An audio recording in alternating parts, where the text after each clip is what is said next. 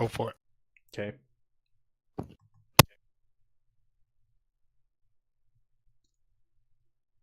Okay. I've given it my 30 seconds. We should be live with our first session of Symbaroum. We're going to be playing the Tomb of the Dying... Oh, I've already messed it up. We're playing... Can never get the name right. Tomb of Dying Dreams we're going to play through. And we've got a cast of 6 characters here. 5 of 6 which are here tonight. And we're going to kick it off with character introductions for each of them. And we might as well go in order on Roll20. Elva, go ahead and give us a brief introduction of who you are and your character. All right. Alva is a barbarian witch, a rather sturdy lass from the northern climes. She keeps her hair in long blonde locks with mud and bits of fern and lichens that are interwoven through. Her chief job is that of a healer and a scholar. Very nice. Very nice. The team healer. All right. Skig. Skig is a short and small goblin. He is pretty scarred in his face. It looks like he's been in quite a scuffle. He is the rogue thief type. He can go places that the order cannot, and use him for jobs that require a deft hand or a any that needs to happen deep into the slum. They generally don't have reach. He's from Yeah. All right. Sir Smid. Am I saying Smid or Smeed? Sir Smid. So I'm playing a Ambrian knight, a hoity-toity, high-class lad who just finished night school and has done nothing of note, but thinks he is. He thinks he is all of that, and thinks he's much greater than he actually is, and has no patience for anything. He wants to be a hero, but has done nothing of note yet. Night school. I like that.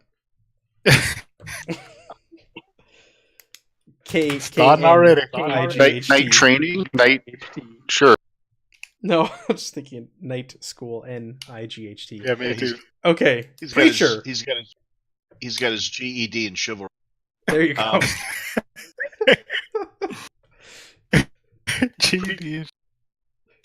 Preacher is a reclusive ogre. Has gleaned some mystical powers from forgotten deities worshipped by the ogres. He is strong and tough. Seems to draw on them to make him more so. He has a strange belief system that he doesn't share with people, but he's very judgy and tends to shy away from society. But for some reason, he has decided that he needs to get involved in affairs of man. Has come to aid. All right, very good. Last but not least, Zeph. Alrighty. Zeph is a pretty young changeling, probably like 12, so he's kind of like a kid, and changelings in Symbaroum aren't really, you're not supposed to really reveal yourself or you get exiled type of thing from Imbrian society and things like that, so that's why he wears a mask and a hood. But his mom is part of Ordo Magica, and she sent him out on this mission, which he thinks is for Boy Scouts, but he's going to learn soon it's not. That's right. So the player who's playing Zeph has run quite a bit of Symbaroum, and he said it's been quite deadly. So we'll see what it's like for these guys. And thanks for the follow, 137 megahertz. Appreciate it. I hope I got your name right as well. Yeah, so we're gonna get started here. So I was telling these guys before we kicked off, the tie that binds them together is they work for the Ordo Magica, which is an order within Thistlehold. So we're going to kick off in Thistlehold. So let's go ahead and let's jump to the map here, just to give a little geographical overview of what we're looking at, where we are. Make sure this lines up properly on the screen for those watching as well. So you are in Thistlehold right there, right on the very border of Davokar, this giant ancient forest where people have started to explore. Fortune hunters and fame hunters and all sorts of races have started to explore these ancient woods to find all sorts of old lost treasures, but it is haunted and just full of strange and bizarre creatures. Now, Thistlehold is the human outpost on the outskirts here. We also have the barbarians who live just inside. Well, I don't know. They have tribes and clans through just the inside here of the perimeter. And their gathering town or place is this one here. And so the very outskirts of the forest aren't as dangerous, but that's not saying much for Davokar because it is a very, very dangerous place. And as you get deeper and deeper in the forest, it gets worse and worse. And I'll just kind of pan here on the screen to show how large Davokar really is. It is massive. And that is just the tip there at the south where you see all those settlements. So we're going to kick off in Thistlehold as they work for the Ordo Magica. That they have a tower there within Thistlehold, and our players are agents for them, and they'll be based out of there. So with that, I'll give you a little brief rundown here of what we can expect. So you're agents of the Ordo Magica. Word has spread among the organization of a recent excavation along the Malgamar River of a find dubbed the Tomb of Dreams. The ruins are spread across a vast area, but hardworking wizards have mapped and explored most of it. Only a mausoleum remains, the area's centerpiece and its greatest challenge. A whole group of explorers has vanished into the tomb, including the leader of the expedition, Magister Senya. Rumors creeping that darkness swept through the headquarters, and no one has heard from the expedition in weeks. You've been assembled to take to Davokar, make contact with the site, and understand what is happening. You are an unsanctioned group operating for the Ordo Magica and must not divulge your affiliation to anyone outside the organization. So that's our setup here. Let me share. You've been given your orders. Here is a map to give you guys an idea of where the ruins are located.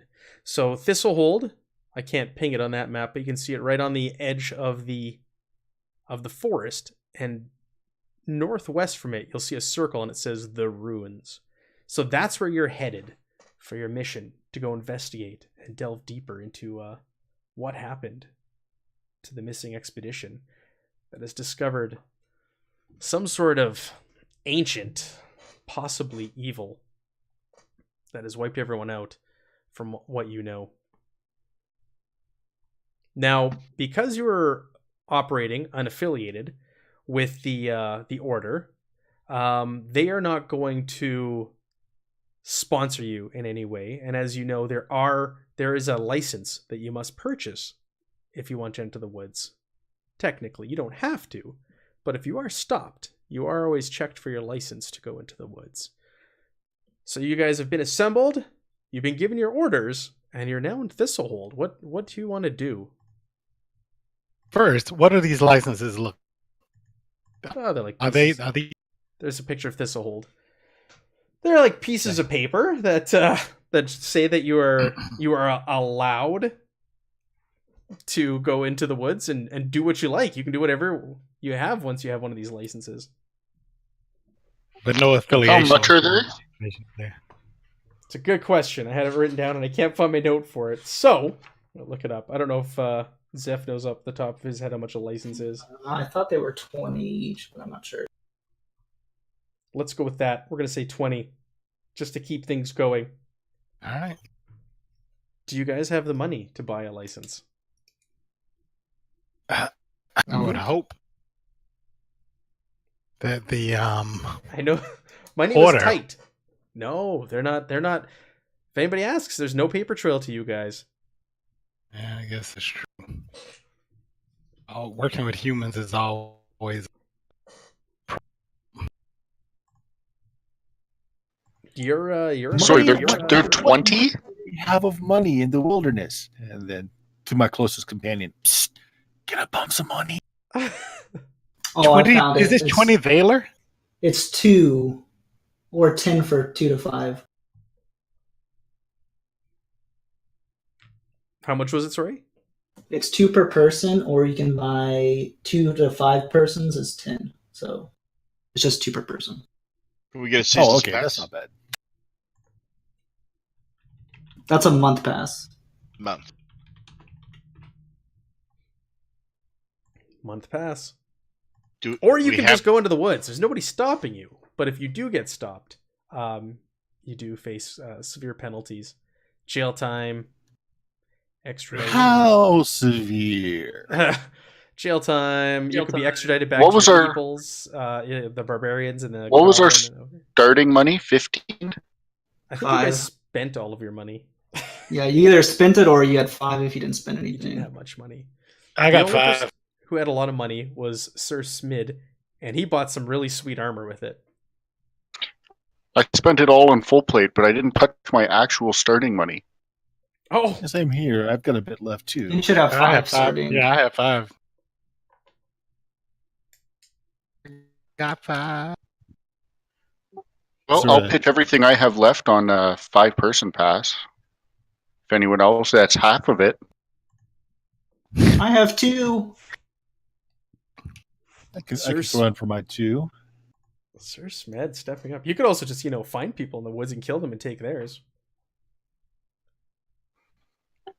Yeah, I am a knight.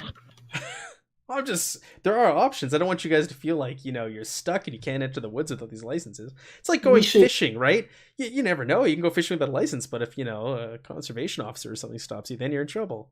So you can always take that risk. There's not some guy standing or a wall all along the forest or a guy standing there stopping you. You could go in anywhere. If this was my Zweihander character, sure, but I think I'm playing a knight here, so yeah, I'm going to go and buy the pass, at least for me. I'll put 5 in, though, if anyone else wants to help. So there is a discount for a group or a band. A bulk discount. Yeah. We probably could find a forger in cities. That seems illegal. Are there any benefits that come with it other than you won't get arrested?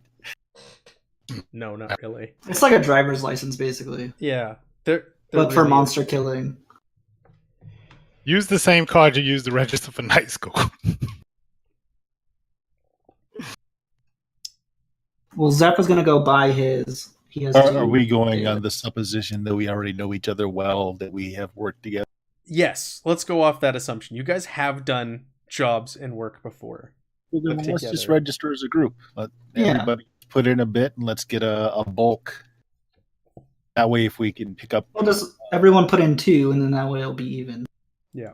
So you need to worry about running. You all you need to worry about is running into a ranger. So if you don't run into a ranger, if you see a ranger in the woods and you avoid them, then you're fine. If you don't want to buy them, but if you do want to buy them, then you can also produce your license.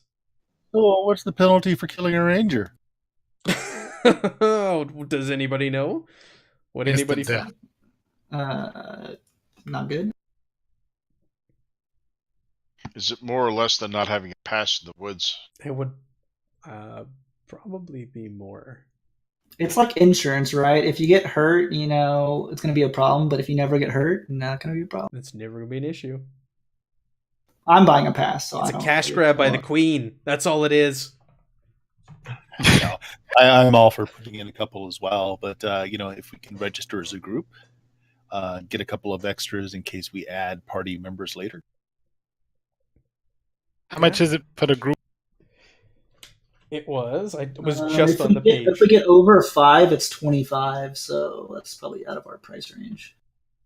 Oh, okay. So there is no discount for a group. It's Yeah, just, for 2 to 5, it's 10, but 6 to 8 is 25. all right. Well, I'll throw in my 2. If anyone else is a little light, Yeah, I threw in 2. Sure. Seriously, I will put in all 5. I will put in the last of my money, all 5. So we need one Okay, more. we need one more. Who's got 1 Thaler? I'll put one daily, and I was not going to put anything in. I was trying to play up to my character. Reluctantly throws the Thaler in. Yeah. The little boy puts his hand out. You better check to make sure it's coming from Skig. I should see if somebody's made licenses. That'd be cool to have licenses on all your characters' names for next time. Oh, yeah. Or if you had killed someone, just scratch out their name and put your character's name in their place. Somehow this feels right. I'm now starting a campaign broke. There you go. We don't need money out in the woods. There are additional costs associated with what you want to do out there, but we'll come back to that. Let's just let you guys buy your I'll be nice, buy your licenses and go, because there are, depending on what you want to do in the woods, you pay more.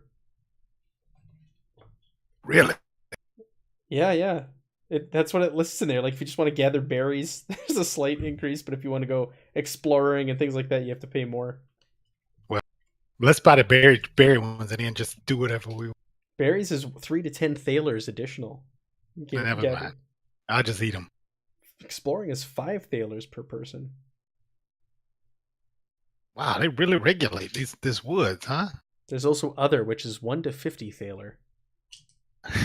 is it like a scale That's what depending we on are how for other. dangerous these are? Like, does the money go to notify your next of kin? Yeah, right? No, like I said, it's a cash grab for the queen. That's all it is.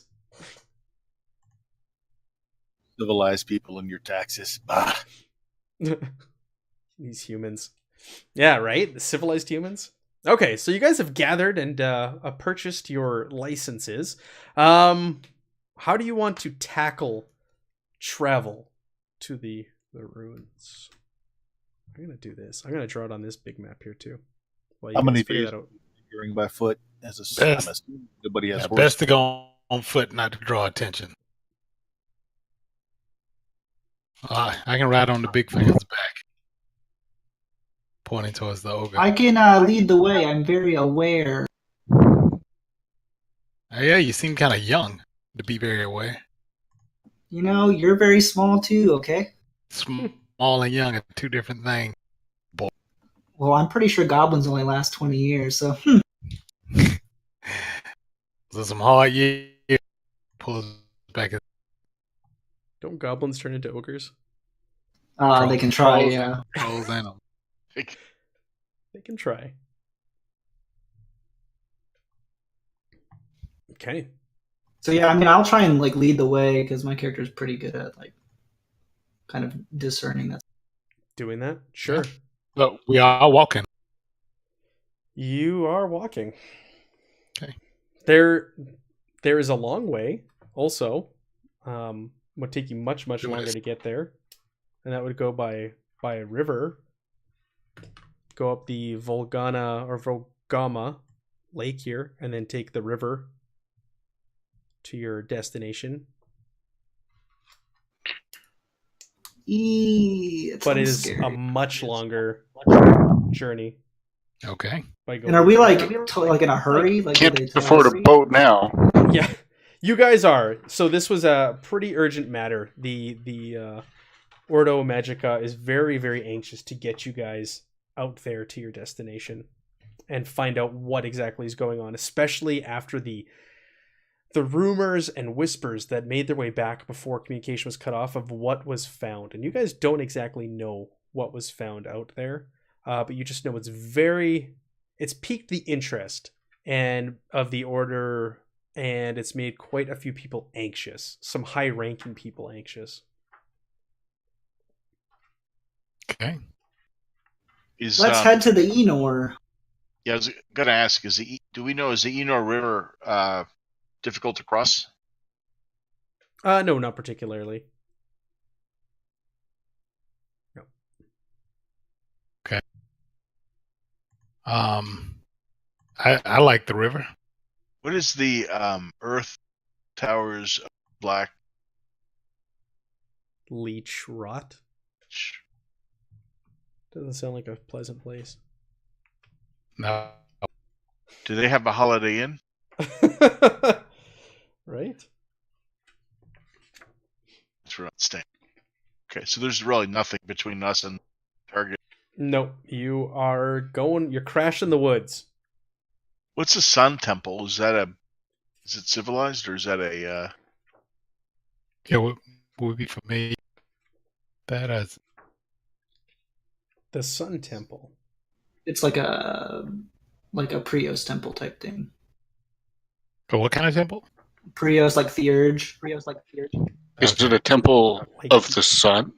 Like you, preacher. You're a theurgy. Are you not? Yes, I am. Yes. So that's Well, I'm walking to the river.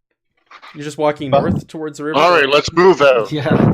Or like, Or Are there Is this- trails or? are you going due north? Is that what you're making for the Yeah, river? heck yeah. There will be slight trails just outside of Thistlehold, and like I said, the woods in this general first area, let's say between the Inor River and Thistlehold, is not going to be super super dense. But once you get north of that, it's just going to be dense woods. The sun's barely going to be breaking through the trees itself, and it's going to be very difficult to make your way through this land and not get all turned around. But thankfully, that's why you have Zeph. That's his specialty. What's the scale here? Like, how far is the red box from? One of the maps. I think the map I shared with you had a scale. Let me go back to that. I'll share it with you again. Skig's wondering why anyone would want Oh, to I come didn't. out here and all of Where did nature. I see a scale on one of these? Oh, at the very top. Scroll to the top of the screen. In the top right-hand corner, you will see a scale. It's kilometers. What? I'm sorry, my American players. It's in kilometers. Oh, but that's About 100 order- kilometers. about So order it's of like the- 60 miles. Yeah, it's 100 kilometers, 60 miles. Correct. So 60 miles through dense woods.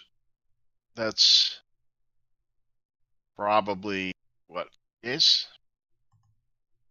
Depends if we get lost. You don't get lost. I What's would like about? to do something interesting. Get Yes. this off with some rolling. I would like to shapeshift into a fruit bat and do reconnaissance, scout ahead. Oh, nice. Yeah. Look at Okay. you using rules. So I have to pass a successful resolute test, which I think I can do just by pushing a button here.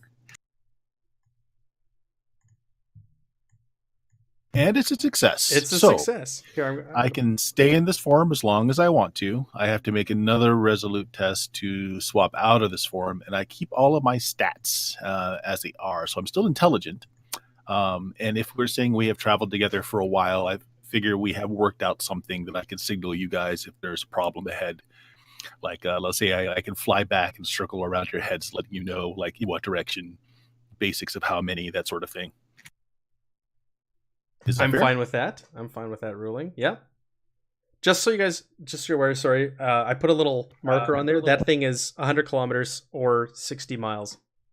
All right, so we're talking more like 85 He's a witch! miles.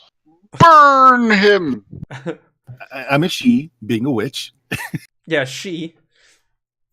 How and I how can cold- shape into mammal or reptile. So bat being mammal works, Okay. and fruit bats can see very well during the day. So Alma has turned into a fruit bat. It's- Sorry, Zaf. how It's cold? is it? okay. Sorry, you asked how cold is it? Well, yeah, like what season? How cold does it yeah. get? You know I'm going to give you the answer in Celsius, so then you're screwed.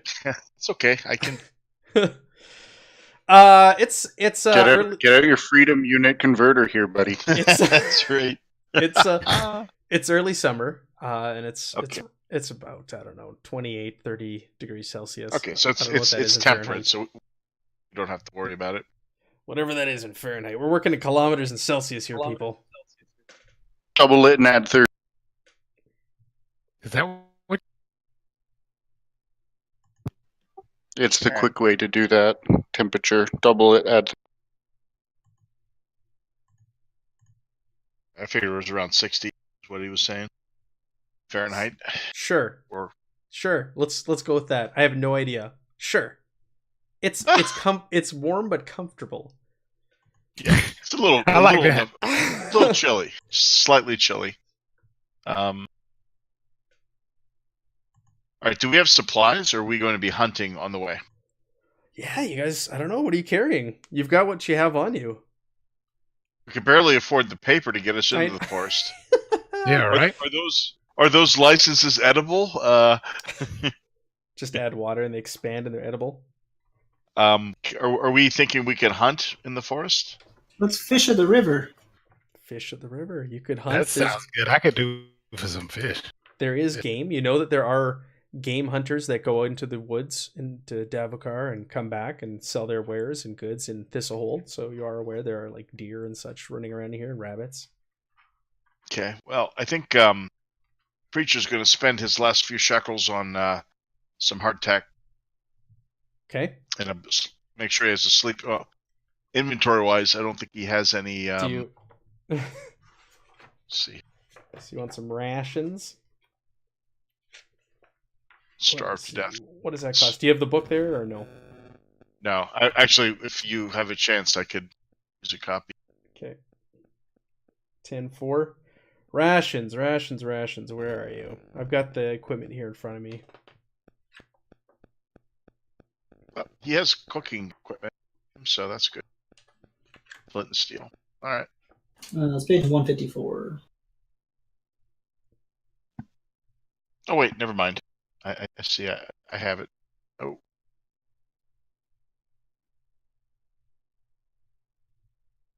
It's basically like we can buy rations for like a copper, essentially, like a couple. Yeah. Yeah, I don't really see them listen here, so yeah. Copper piece. All right. Do you just want to hand wave that and say we have enough to get us there? No, you're gonna have to hunt for your food. Do you have copper to buy rations? I do. don't know. I do. Skig does, but he's not giving you any. I'll sell him some. Like, You'll sell him some money. no, I mean I'll buy enough and charge him interest to pay. You willing to pay interest? Somebody dropped out a game. It was Mike. That's me. I'm misclicked. Okay. Yeah, you can buy them a copper a ration. All right. Okay. So anybody who wants to buy them, go ahead and throw them on your character sheet now. Anything else you want to acquire before? I got no money. Before hitting the woods? Do they have compasses? I thought I saw it on here. I was just scanning all the equipment. No. A riverboat costs 200 thaler, though.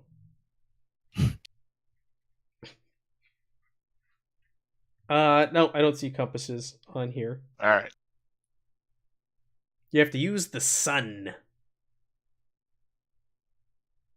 You said which will not be available when we are. That's going to be pretty rough the deeper you get into the woods. Do we have a ranger type with us that knows their way around the woods? I think Zeph. Yeah. That's me. Yeah. Okay. All right. Well, I can't think of anything we need to do to be more prepared. Let's set off.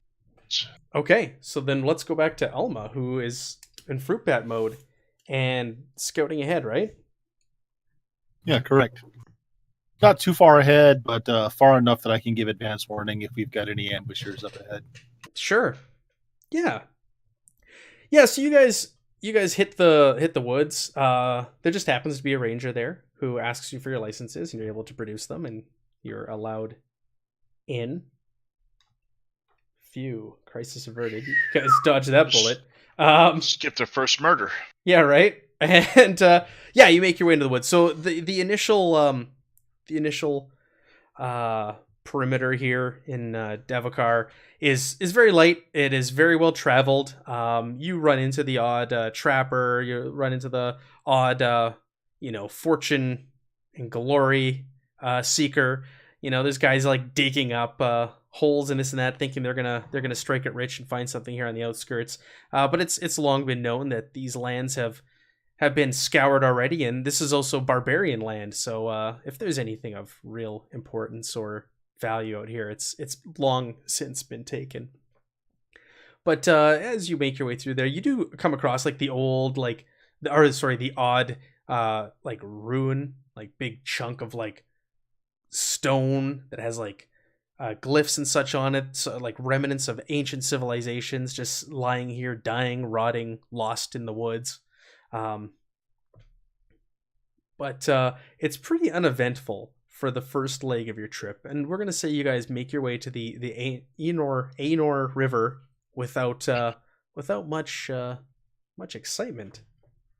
So you guys make it to the river, and it's not a very fast flowing river, and it's not very deep. It's only about 10 feet across, and maybe 4 feet deep. Go up to your waist for most of you. Sorry, Skig. And for some of you, it'll only go up to like your shins, Preacher. So it's not going to be too much of a task to cross. Preacher will carry across anybody who's too short to get. You do see some fishermen waiting in the water. They got their lines out. And they got their baskets on the shore, and they have some fish in them. The fishermen. Looks like they're having a pretty successful day on the river. When I get across, can I try to... I'll get on the ogre because I'm not super big either. Okay. Can I try to tie a rope to arrow and try and shoot fish and see if I can pull them in? You could try, yeah. For sure, like right. As they're like swimming by? Yeah. Like spear fishing, but bow fishing, Yeah, of course you can. So we're gonna do our first rolls here. So for something like this, I would just give you a difficulty, would I not? And then exactly, you can choose how you think it's really hard, you think it's really easy, whatever you want. So 0 is like harder, in the middle. Pluses to your I give you minuses. No, you give me minuses under. Yes, right. yes. Okay, so yeah, do you want to shoot from the shoulders of Preacher? Kind of perched up. Not necessarily. Oh, well, yeah, sure, I can. I mean, as long as he stops, like, I'm not going to do it while he's moving. If he allows you? Yeah. Sure, are you okay with this? Sure. Okay, so you just kind of just stop on the other side of the river, and you just let him stand on your shoulders and fire arrows or whatever. Well, if we're on the shore, I'll set him down. He can do it from the shore. Okay. Be a harder shot at pioneers. Okay, so yeah, you pull out your bow and arrow, and you take aim. You start tracking the shadows of fish as the river is flowing, and you see them going by. Go ahead and roll it, and do it at a -2. All right, so you pull back the string on your bow, and you let it loose, and bang! It finds its target. And you quickly pull it back with the rope that you attached. And you've got a nice-sized fish flopping on the end of it. Ha-ha! And the rest of you are kind of impressed. Oh, that looks Whether you good. show it or not, you're kind of impressed. No, I show it. I can catch more if you want. For sure. Trade you some of this hardtack for some if you cook. No, I was just going to be a favor. I don't really want that, but... I want real food. Yeah. So I'll just split the fish. I mean, I don't know. It's probably not going to feed everybody, but no, want to how long do you think we've been traveling, hour-wise? You guys have been traveling for about 4 hours to reach this. This river. Well, let's just bring it with us and we keep going. Unless you really want me to sit here and shoot a bunch of fish. Yeah, if you want to catch more, you can. Just make a couple more rolls. Right, actually, why even roll? You'll just keep rolling till you do it. So how many fish do you want? We'll just hand wave this one. Okay, I'll say let's catch 1 fish per person. Okay, and I'm gonna say the fish are decent size. That 1 fish would feed 2 people. So or 1 ogre. Or one ogre. Yeah, there you go. Or one ogre. That's a good point. So grab your 4 or 5 fish or whatever you want, and yeah, we can carry on from there. We don't need to sit here and roll each of them. Missed. Okay, roll again. Missed. Roll again. Yeah. Missed. Roll again. And you guys want to go ahead? Creature eats his raw. Just picks it up and eats it like a corn on the cob. Yeah. Alma, are you remaining in your bat form this whole time, just kind of perched in a tree? Just through the day. If we're stopping, once we set camp for the night, I'm going to change back. But through Sure. the day, I'm going to stay in the form. Okay. Yeah, good to know. All right, so you guys want to keep heading north? Start heading northwest a bit. Here, let's adjust this this thing.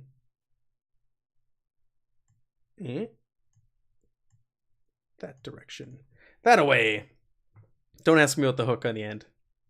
That just happened. It's like a big cane. All right, so you guys make your way into the woods, and it starts to get deeper. And this is where it's starting to get darker. And this is what you've heard about. You guys haven't spent a lot of time exploring and going to the woods. Your typical missions with the Ordo Magica haven't really sent you off here. You've done other errands and missions and tasks across the land, more to the south in Temple Wall and Curis. And so this is really the first time you've been asked to go into Davokar. So it's a bit daunting. You've heard tale and rumor, and they all seem to be living up to legend, which isn't necessarily a good thing.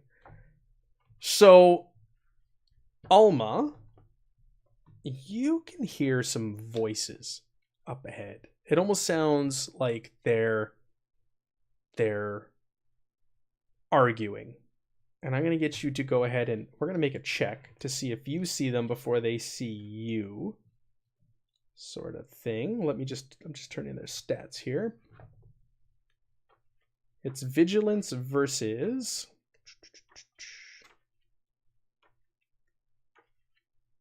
Where are you? Oh no, I'm sorry, discreet. Well, it depends on how discreet they're being.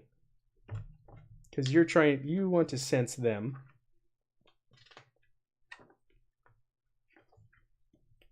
So let me see. Go ahead and roll your vigilance at a -3. No, I'm sorry, at a +1. Roll your vigilance at a +1. All right, so where it says input value, enemy disadvantage, do I put a -1 there? No, put +1. +1, okay. So this is helping with your roll because they're rather loud. They're making a lot of noise.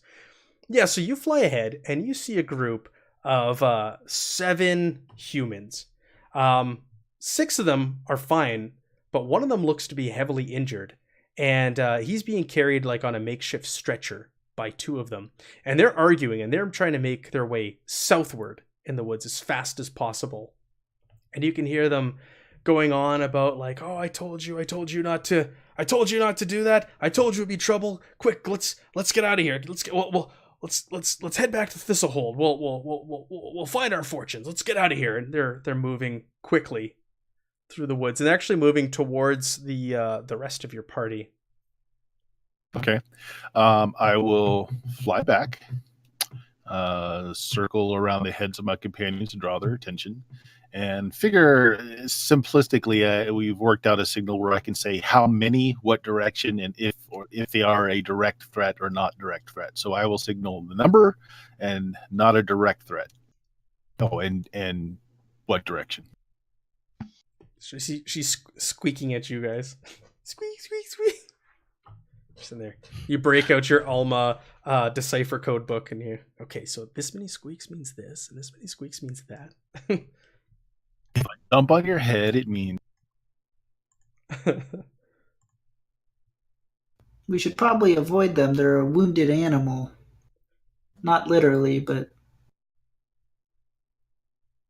I doubt I could get across like their condition. So I'm just saying that they're not a direct threat. How many and in what direction? You should prepare, but perhaps they have information about what lies ahead.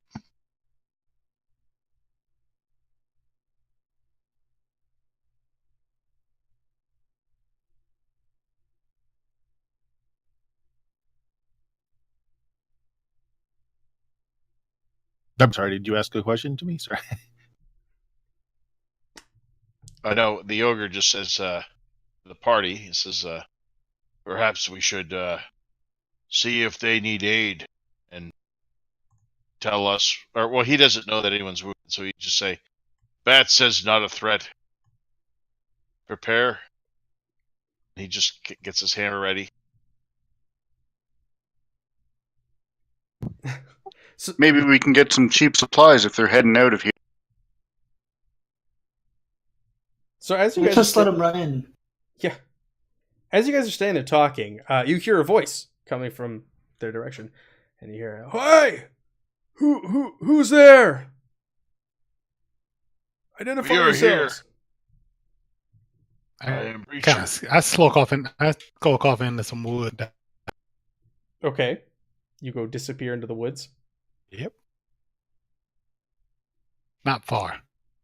Okay, so the rest, yeah, you just kind of go behind a tree or whatever into the shadows. The rest of you see a human man, a bearded human man. He's about middle aged, long dark hair and thick dark beard, and you see him break out from between the trees, and he goes, "Hey, who goes there?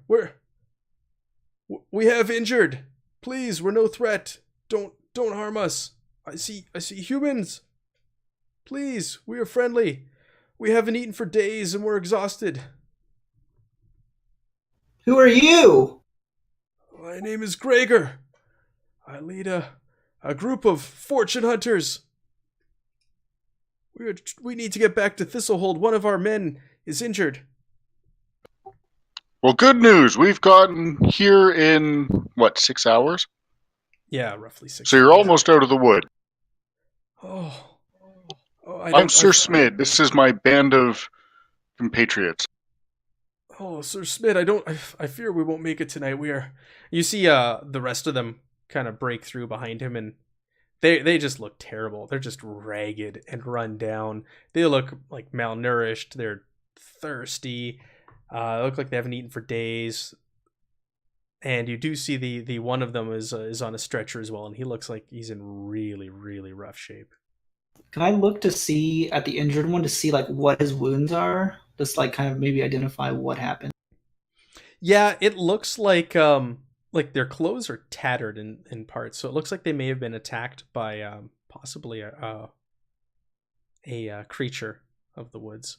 It doesn't look like weapon marks, Okay. like slash marks, anything like that. It looks more like they were attacked by maybe a pack of animals or something. I'm going to fly down behind some trees so I'm not in complete view of these new people. And I'm going to attempt to shapeshift back. Okay. I'm still going to be a bat for a while. Is there anything if there's a critical failure? I mean, I house rule stuff, so it's kind of up to you. Okay. If it's not written in there, we won't do it. Half man. Half bat, half woman. Yes. If it's Wow, you guys look terrible. You also need to make sure you did your corruption for shape-shifting, by the way. So how do I do that? I do actually have witchcraft, so I don't suffer any permanent corruption. You just have it at level 1, correct? I have any currently unless I get it for casting the spell to begin with. I'm not sure. Yeah, you get 1d4 to cast it. Oh, okay. even with witchcraft? Yeah, only at the second level you get just 1 for every cast. The first level you just don't get any penalty for learning spells. Oh. Okay, so I just take 1, or do I do a You roll a 1d4 and then you get that many temporary corruption. All right. Okay. Let's do that now. Let's see how many you got. So it's probably better that you're still in cat form, so that way you can let it. 2. 2 temporary corruption. Okay, and you're still a bat. Like, damn it. They go, we're tired and hungry. Would you help us? Could we? Here. I'm I'll throw you assuming my fish. I'm assuming we left very early in the morning. You did. You guys left at like the crack of dawn. So they've got, half the day to get back. They're not going to make it today, the shape they're in. Yeah. Gents, I'm going to give you my fish as well. I suggest you eat it as you walk. It's going to be hard, but you could probably just barely get out of the woods just as we're hitting. Well, could we ask you a favor? Would you mind if we set up camp, and would you watch over us and allow us some rest? We've been traveling nonstop for days. I literally just gave you my only piece of food, and we are in a rush ourselves. Okay, he says. Yeah, I gave you my fish too. What attacked you? It was animals. It was marcats, a pack of marcats. Do you know where they were? They were waiting for us. We managed to break into an unexplored chamber in a nearby tower, and we were finding some goods in there and bringing everything out, and they were waiting for us at our camp. So what you're telling me is you have a pack of cats hunting you as we speak. I really suggest you guys try to leave the woods by the end of the day. Well, we'd like to, but we're in no shape or condition to do so. I feel we're gonna run into these cats if we don't help them.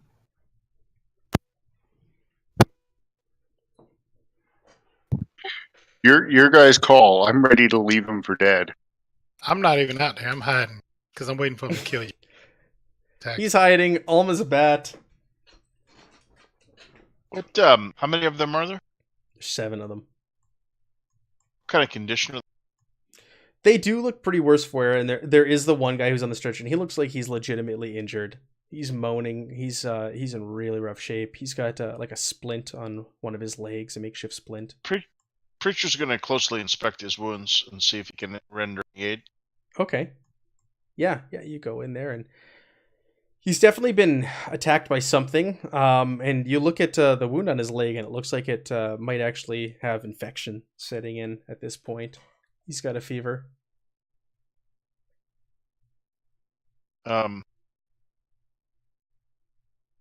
Where's the wound on the leg? It's like by his calf in that region. Okay. Has the bad blood gotten above his knee? It has not yet. Okay. Preacher will look to the man who was doing the talking and say, he should lose the leg below the knee if he's to make. What? No, he can't. No, we have to get him back, please. We have to get this man back. He's got a family. He can't. He'll be useless without his leg. Once again, if you push as hard as you can probably make it by night. If not, I don't like his odds for keeping the leg.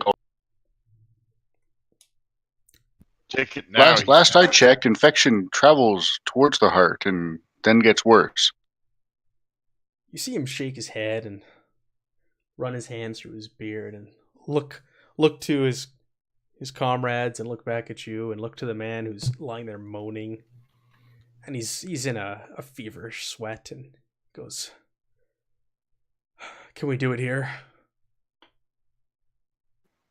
That's up to you there, Ogre. I have zero ability to help you with that other than I can wave my sword at his leg for you. After you back him up, you're like, "Yep, sorry, you guys gotta lose the leg." And then you're like, "Oh, well, that's up to you, Sawbones." Hey, I said I'd cut off his leg. Well, Preacher only has a hammer. Oh my. So, yeah, he'll nod to whoever has the sharpest sword and say, I would take the leg. Well, these guys are all carrying like spiked clubs so they all look at each other like shrug, and they look at you and look at the weapons that are hanging off of your belts. Well, I guess we're setting up a fire here, guys. Hack off a leg I'm and not cauterize still the not. wound. We have a half a day of light left, right? Yeah, it's I'm- early afternoon now. At this Yeah, we point, can't take that much time together. So these look at your character. do we know what sheets. these Okay, I'm cats gonna are they, I'm gonna try like- and change. Sorry, go ahead. I'm sorry, good. I'm gonna try and change back again. I just read up on corruption. I can actually stand quite a bit before it makes any difference. It's just temporary until I go over my resolute. Yeah, the temporary isn't that bad. So yeah, don't be too worried about it. So yeah, go ahead and try again. I'm just looking at everybody's equipment to see what you all have. Sir Smith, do you have a Nice. sword? Oh yeah, I So- have a broadsword. I can chop his leg off, no problem. All right, I will. Alma, you go ahead and change back. Okay, I step out of the woods, and I'll march over to the wounded person, take a look at him. They're kind of Who's the shocked leader? with you stepping out of nowhere. You were actually behind them, weren't you? Where Yep. you landed. So they're all like, and they go for their clubs. Yeah. Barbarian. Easy. I can help your friend here, but the healing is not without expense. Oh, okay, says the leader Gregor. What do you want in return? How do these guys look? Do they look like they've got any significant wealth on them? Do they look like they're at their bare thread means? Yeah, they don't look like they're too wealthy. They have some sacks on their backs that they're carrying, and some may have some goods from the temple or the that unexplored chamber that they were talking about. Maybe a simple donation or perhaps some food to allow us to travel further. We just gave them fish. Zeph shouts out, "We just gave them our fish." I will be using some of my own herbs for this, which will remove that ability for my own friends later. So as I say, it's not without expense. The ogre's We talk too much. Let's chop off his leg. right, the ogre just goes over and asks for the sword. From Sir Smid. Yeah.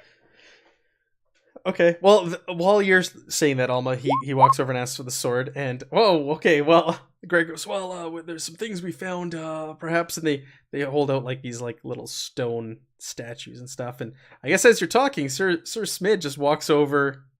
Sir Smid the Impatient, I see on the on the roll. Did you just put that on there, or has that always been on there? Nope, that is the character. All right, he just walks over to the man who's laying on the ground on a stretcher, and you raise your bastard sword and you bring it down on the man's leg, where above the knee, below the knee, Right at the knee. and it cleaves off his leg, and he starts screaming in pain and flailing about, and blood is gushing everywhere. All right, we're I did my beyond part, that. ogre. Gregor, the Ogre's- leader, and the rest of them are like, "What have you done? What have you done? You're going to kill him. We need to cauterize the wound. He's Right, bleeding right. out." The ogre looks at the man holding the broadsword and says, "I would have liked to fire first." So, takes a cord and wraps it around his right by his groin to tourniquet off the leg, Sure. which usually you would do before cutting the leg off. but you Before performing that the now? surgery. Yeah, so that's all right. This is pretty medieval here. So okay. All right, so yeah, you go ahead and you take off. I don't know. I'll say like whatever you have as a belt, and you like some rope or cord or whatever, and start tying it around. Elma, were you saying something as well? Well, I was going to start in on trying to put him back together and stabilize him as soon as that leg came off.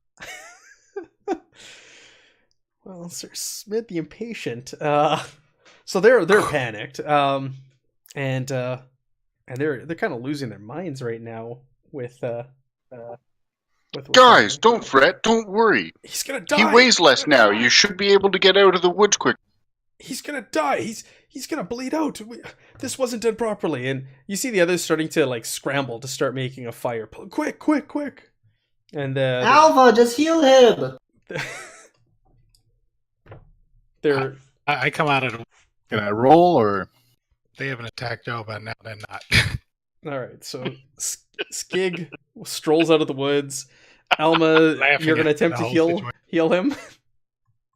Yeah, I'm using Medicus first, just using my knowledge as a healer before I do anything magical. Okay. And that fails. Yeah. So you're like, oh. So it'll be a spell then. This looks pretty serious. I don't think my skills can handle this. I'll have to Exactly. call on my magic. We're off to a Skig is fantastic laughing. start. With Oh well, Oh, the old gods seem to wish you dead. You gotta roll your D4 too. oh yeah, your D4 for your temp corruption. No, it's not so bad. So you get down on your hands and knees and you lay your hands down on his leg and you start to chant or whatever it is, however it looks like when you start to cast a spell, and your gods do not answer your prayers. Does he look like he's fading? He's screaming. They've put like a stick in his mouth too now that he's biting down on, and he's wailing in pain. And they're trying to keep him awake because he's starting to nod off after a while as well. So the guys are kind of like slapping him in the face and. Do they have gear with them that they're carrying? They do have some gear. What are they seem to doing? have, Are they watching? they have shields slung across their backs. They've got spike clubs. You can see some like throwing knives is all they really have for like hunting. Nothing too serious. Like I said, they have bags or sacks that they're carrying with them. I think you know where. What's that? I think you know where I'm going. Where are you going with this? Gonna try to see what they have. While they're distracted, you want to go through their Yes, goods? I do. Remember, it's Sir Smod that helped you. SMOD. Yep, Smod. Is that how you have it on there? What? I'm changing my name as I may have just killed this guy. I will run with an herbal cure and I will go force feed him. Okay. So at least it will kind of like. I don't think help. the herbal cure works on its own. You actually Yeah, it have does. to It heals use- one. It just heals 1 HP. Okay. So it just kind of stabilizes him. Yeah, pretty So you much. run over and I don't know, it's like a salve or whatever you want it to look like in this situation. You just kind of place it It's a on. bunch of leaves. I like suffocate him with a bunch of leaves. Here, choke on these. I'm going to try to relieve some of those the satchels that have got. You said they have like throwing knives and satchels. Yeah, they Yep, have so whatever. satchels and bags. Why don't you go ahead? You can roll me your. What would that be? Cunning, or would it be vigilance in this instance? Let me ask you this, Evan. What if he's He'd trying probably be to steal some- discreet if he's trying to like steal. Yeah. Yeah, let's roll your discreet, and I'm gonna do it against their vigilance. But because they are distracted, they're worried about their comrade. I'm gonna downgrade the difficulty on this. I'm not gonna go with their base vigilance. So you can do it at just a straight 0. Roll me your discreet. No modifiers, no plus or minus. Oh my god. You skulk out of the woods and you go to the first bag and the guy turns around and goes, "Ah, goblin!" And they all go for their spike clubs. Like, oh my god, there's a goblin. He's trying to steal our stuff. Ho, ho, ho, ho! I'm traveling, just making sure everyone's okay. What? Quick, everyone! Our friend's dying and there's a goblin trying to rob us. Bad No karma! one's trying- I am not trying to rob anyone. I am attempting to help. Do you guys want to like say that you know him or anything? Because he's just kind of stepped out of the shadows and is caught red-handed, trying to open up the flap of one of their Can we leave her- sacks. He's with us, and I'm sure he's a very honorable goblin. I'm sure he was just looking for something to help your friend here. I do not want to see the human bleed out. I was raised, and I love them. I'm sure the guy who just walked over and cut off the leg willy-nilly gets a lot of credit. This has been a huge misunderstanding. I think you're just not really this. We're not normally like this. I swear. Well, please help us help our friend. We'll have camp here. We'll have camp. We'll at least do that. Okay, we'll just have camp here. Let's go. We'll be even. They quickly get We've got half a day of light. We're not making camp here. They get they quickly. Well, it's about like 2 or 3 o'clock in the afternoon at this point. Time is passing by. They get a fire going, and they get like a big stick or like a log, and they get it nice and hot in there, and they ram it up against the stump of their friend, and he screams in pain as it burns, and you smell burning flesh hit your nostrils, and he is in very, very rough condition, and they are worse for wear right now as well, based off of their condition when you met them, and now all of this excitement. They're just like worn out. They're done. They said, "Oh, you said you'd make camp with us, please." You Watch over us. Corona? Watch over us while we Spend sleep. some time. Can I try and heal or cast again? Yeah, I'd say within a couple hours you could try casting it again. How about just a healing roll again? Or is it like once and done? No, yeah, you can do it as many times as you want. Really, like you could just keep casting until you go over. You get the casting. I mean, just the regular skill. Like Oh, I'm the a skilled medicus? doctor. Yeah, I'm a skilled doctor as well. Medicus is once per person per day. Okay. Well, let me look over each of the other people with that first, and then after, like you said, a couple of hours, I'll go back and try spell again on the other guy. Sure. So how many men are there? So on 6, there's 7 total, but so the remaining 6, because the one guy is All right. So I'm going to now make 6 legless. rolls, and for every success is a D4 that each of the other ones get back. Okay. Sure. Again, how many? 5 more? There's 6 total. Already 6. tried it on one. There's 7 in total, but we're not going to count the guy who's in the stretcher, so there'll be 6 rolls. 6. Okay.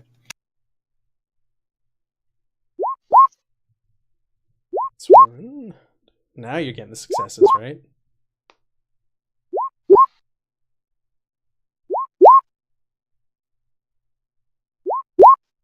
So 3 to ones that I 6. could help get a D4.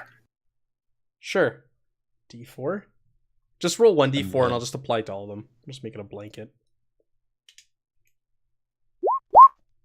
Yeah, there you go. 1 point. It's something, though. They're like, oh, thank you. They seem impressed with Alma because you're the one who's tried to help them out the most and done the most for them, whereas, some of your comrades have hacked off their legs. 5 back. 5 back. Yep. So I do lay on hands. This time the gods listen, and he gets 5. And go ahead and roll your temp corruption. I tell them, well, you see, sometimes the gods, they ask for payment in pain. You had to suffer for a bit. The one you said that to like looks at you like, oh my god, 1d54. Okay, there we go. Looks at you and he's kind of like, a little off put by that. The old gods are not kind gods. It leans the other one. It's like, oh, barbarian. You can hear him mutter. That barbarian just saved all of you. With the help of the goblin. No help from the goblin or the guy who cut off their friend's leg. Yeah, so we're gonna say after all of this is played out and all the action, they've cooked some food. You guys have helped make camp for them, and it's about 5 o'clock in the evening, and they all lay down and they start to doze off and get some sleep. The group of them, because they're pretty tired. Do any of them have a hunting bow? No, they all seem to have. For anything that's like ranged wise, they have throwing knives on them. That's all they appear to have. They're not very well equipped, it appears. That's all right. Neither am I. Yeah, right. The guy marching around in full plate. You got 2 legs. Yeah. Can you boost me in a tree so I can keep watch? Anyone who's bigger than me? I'll give him a hand If up. the ogre's not up, I'll go. I give him. Okay, Like I'm gonna sit. I'll go toss him up like 15 feet in the air and catch a branch. I'm a head start. That's a little high, but okay. Skig. They're all asleep. Did you want to go through their bags? I do, but you're kind of baiting me out of the blue. So I'm just maybe asking. worse. I'm just checking. I don't know. See if you'd forgotten. Yes, I do.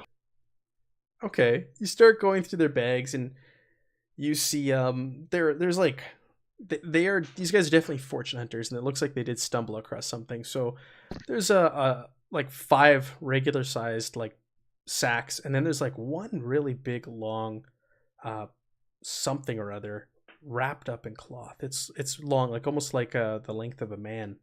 So you go through the bags, and they have like trinkets. There's like, it looks like ancient coins are in there. You don't recognize any of the markings or the language on it. There's little statues and idols and knickknacks that they've discovered. And you get to the really big one, and you unwrap it, and there's a sickle in there. It's all like black metal. The wood of the handle's like all black, and yeah, you've never really seen anything like that before.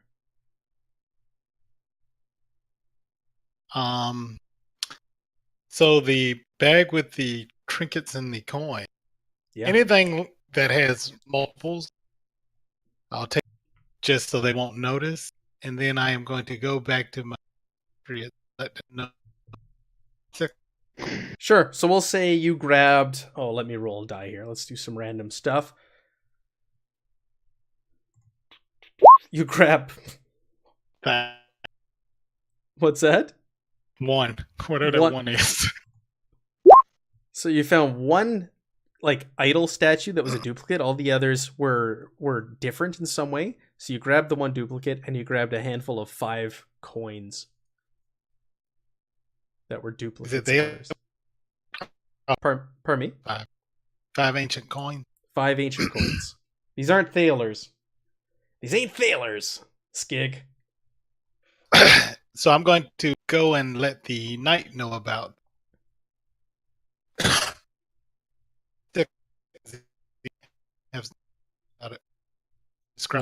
We lost you there. We're only hearing every second word. I was coughing. Oh, sorry. I will go let him know about sickle, and I'll describe it to him because he learned it. The sickle.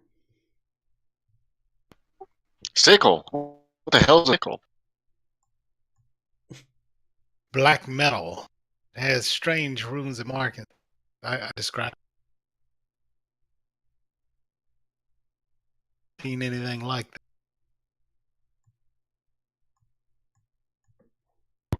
I'm just jumping to page 148 so I can actually look at the weapons here.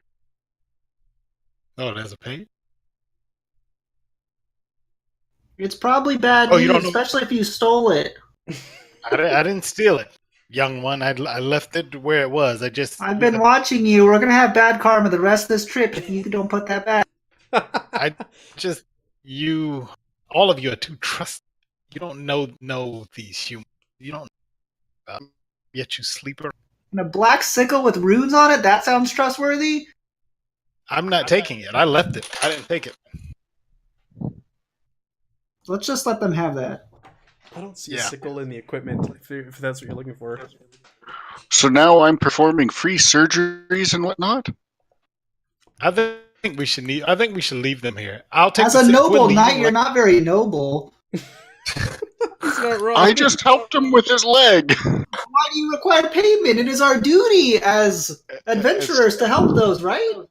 Doc. Yeah, I didn't see you guys jumping up and just chopping off a leg, did I? I have a bow! You're, as doctors go, you're a bit of a hack, though. Oh, but Hey, that was one shot. Yeah. Oh, by the way, we should give him his leg to take home. I'd hate for it to be lost in the woods.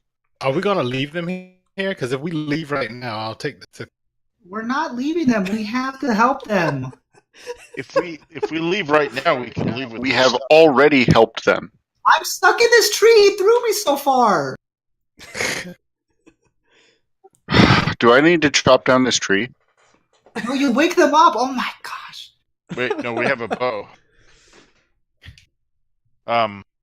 Zeph has the bow. I do. Bow. Yes. He's up in the tree. I was watching for the direction of where they came to make sure the cats weren't coming. Sure. Yeah, you've been watching in that direction. Look, we'll just stay one night. It's not going to be that bad, and we'll hurry in the morning. We did good today.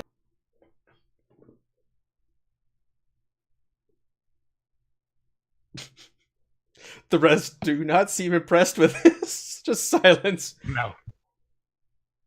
He's not like looking at them, so he imagines they're like nodding their heads. He's Why like, don't we just facing- leave and I say Take- leave and take the sickle.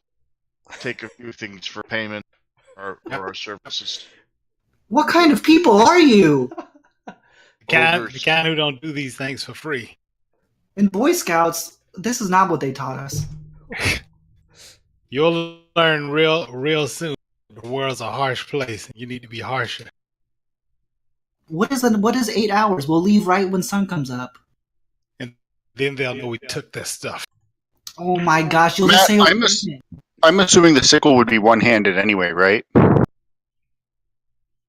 Sickles are typically magic- two-handed. No, I think the sickles. on Oh, their I'm thinking a sides. scythe. I'm sorry. Yeah, yes. scythe is the big one. Yeah, scythe is two-handed. Yes, sickle will be one-handed. It's like a thing a druid uses. It's like a So it is a sickle then? Yes, it is a sickle, not a I scythe. think farmers. All right. farmers Well, use- I have no interest in that weapon anyway. I don't either. okay, then let's just rest, watch over these people, Actually, be good individuals. Now that I think about What's that? it, may have it. Is it considered a Probably not. Considered what? Sorry, you broke up again. Is it considered a knife? No. No, It's it a would be a one-handed small weapon. flashing weapon. Does picture It's like a crappy sword, one-handed short sword. It's got like a hook on it. unless you're wheat, it's deadly. Yeah, if you're wheat. Does preacher have detect magic though? I don't know. Does he?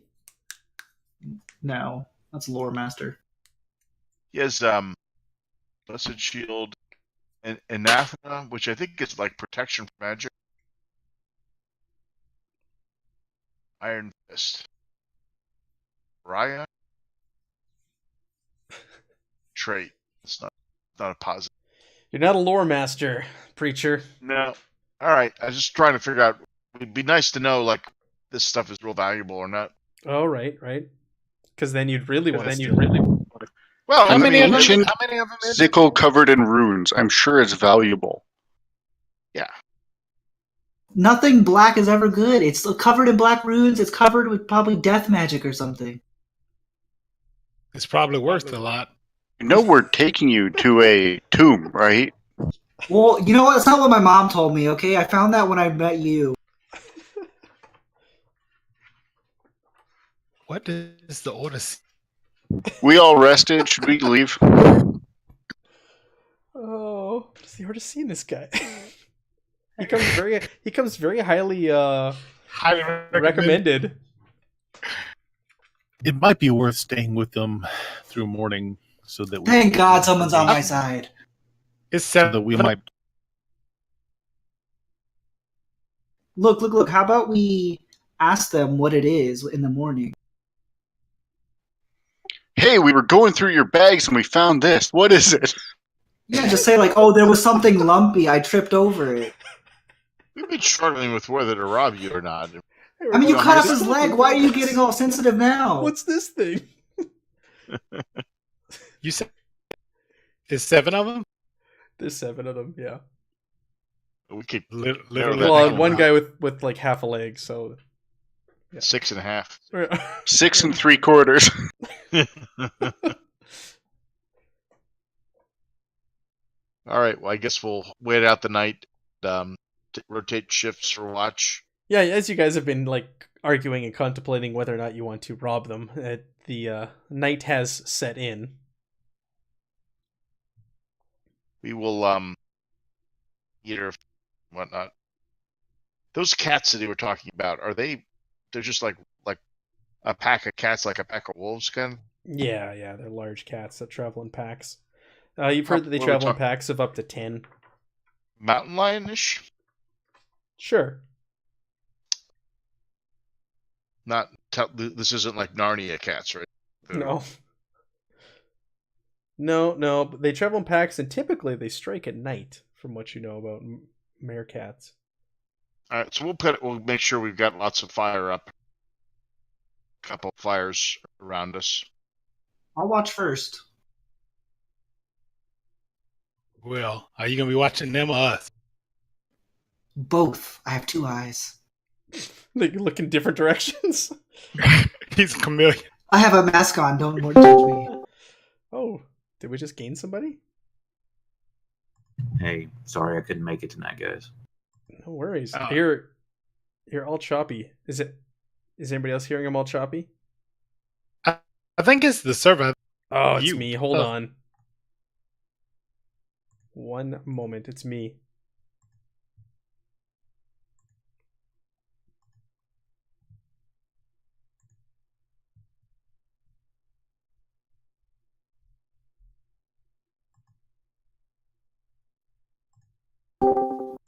There we go. Remember what I was saying about OBS doing that? It did it.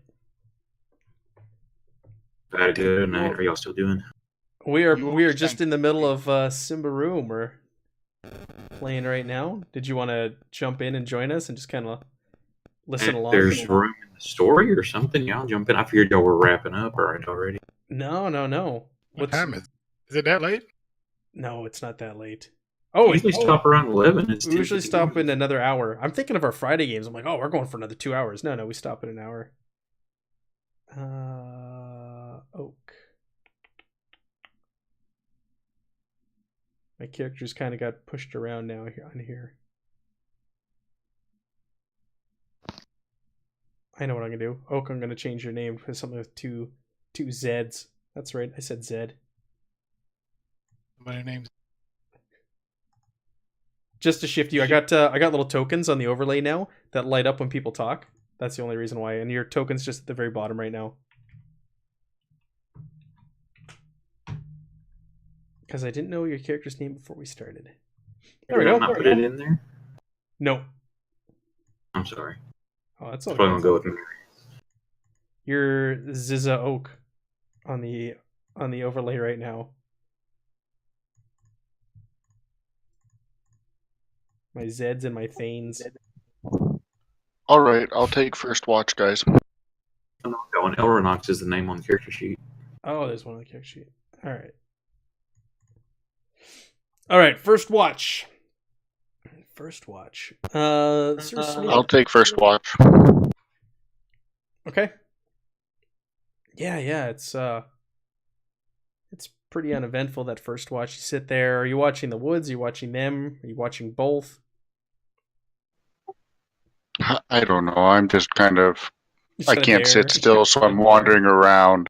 pacing, kicking rocks, throwing sticks at the guy who had his leg cut off. Yeah, I'm horribly impatient, so I'm just kind of Making sure he's still stomping alive. around like a jackass. Okay. Yeah, so you go ahead and you take your watch, and it's very uneventful. Who are you gonna I'll wake take- up? I'll take the second one. I will deal with the goblin. So the goblin's taking the second watch, and Zephyr wants to watch with you. Yes, I don't trust you. Okay, so I gotta. Did I wake up Zephyr, or did I just wake up the I don't goblin? know who you waking up. This is up to Sir Smid. This is very granular. I'm just waking up the goblin. That's the next one on the watch. Okay, so All right. you go over and you kind of nudge Skig with your foot, kind of kick him. Yeah. Tell him it's your turn. I gotta take a lead. In real life or as your goblin? Is that my real voice, really? That's my goblin voice. I gotta. Oh, and I'm like, yeah. So you break off into the woods and yeah, Okay. I got it. Break off in the woods, relieve yourself, And you go back. So how are you setting up your watch? Watch. Watching them? Yep. Okay. And I don't wake the changeling up either, because he. Zephyr? Just let him sleep. Let him slumber. Okay. Yeah, your watch is pretty, Children need pretty uneventful. Who's going next? Who are you going to wake up? I'll go through. Or unless whoever he's waking I'll wake up. What's the character? Elrenox. Elrenox. Elrenox. Now your El woke up. All right, Elrenox. What's your strategy for... What's the situation? All I know is that we're camping or... So you guys were going through the woods. You made it, we'll say about yay far, and you encountered a group of 7. They claimed to be like treasure or fortune hunters in the woods, and they were in pretty rough shape. One of their men had a really, really injured leg. He was on a stretcher. One of your comrades decided to cut the leg off because it was identified that it was infected. So you guys, things got a little out of hand there, and the least you could do was set up camp for the night and watch over them. So you're kind of watching over these guys as they sleep and rest up. I'm still in my tree, just to clarify. And Zephyr's sleeping in a tree. I'm going to sit near the fire if we have one. You do have a fire. Yeah, oh yeah. And you guys actually lit fires all around the little area that you're camping in because they were being tracked by these things called meerkats or marcats. And they're known to hunt at night. And they claim they were attacked by a pack of them. So I'm going to get you to go ahead and make me a roll here, Elrenox. You're going to roll your vigilance. Oh, that's good. And you're going to do it at a -2. Oh, this is going to suck. So I just put the enemy disadvantage -2? Yeah. Yeah. Okay, so you're sitting there at the campfire and you're looking at the fire and you're paying attention to it. When all of a sudden, from behind, one of these guys is standing there and he's gone ahead and put his club around your throat. And you kind of turn around and you see the ones who weren't lying in front of you are all staying behind. There's like 4 of them behind you, and they've all had their clubs out. And and he puts his finger up to his mouth and makes like the shh motion. Skig right now is like, I knew it. We're right. Goblin was right. I'm going to, what's the chance of there for like doing sleight of hand, something like that? I slide my stiletto out and into the artery in his leg, just like right up behind him. just stab him. Yeah. Well, they're at the ready, so it wouldn't be like a surprise round or anything because they do have you kind of surrounded. What's the chances of a guy sitting there at the fire just doing watch all of a sudden to attack the guy that's Yeah, no worries. Not great. You can attempt to. You can. I'll give you like the modifiers and everything. You can try to make it. It's going to be difficult, but I won't say no. Is that cunning or discreet or what?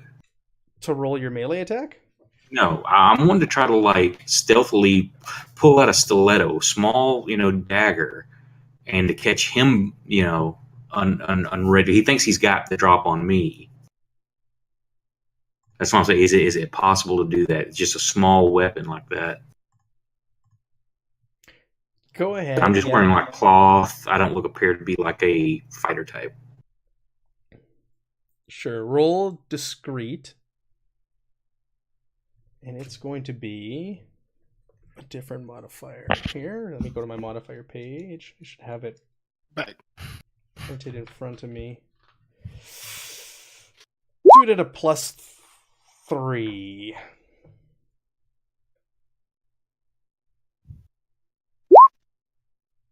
All right, so you are able to grab a stiletto quickly from, let's say, what, in your boot? You had one?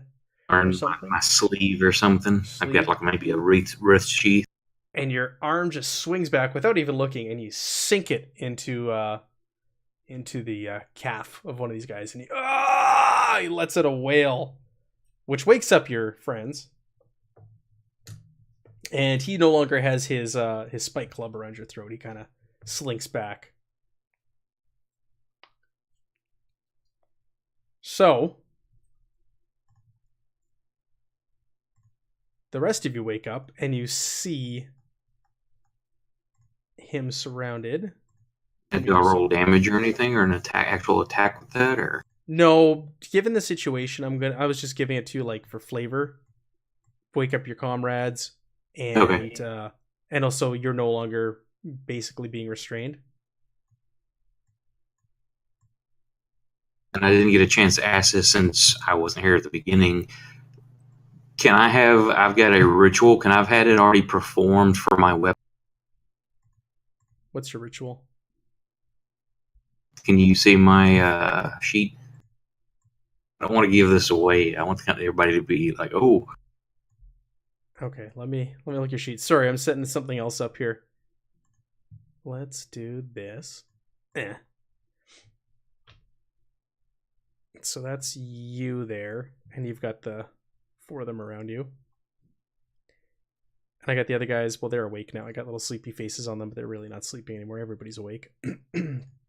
They're pretending to sleep. Oh yeah, you're up in a tree. That's right. Thank you. Okay, let me look at your character sheet here.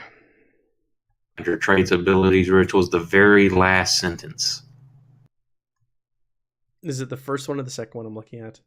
It's the ritual, first one. It says, right? Yeah, the very last sentence of the ritual.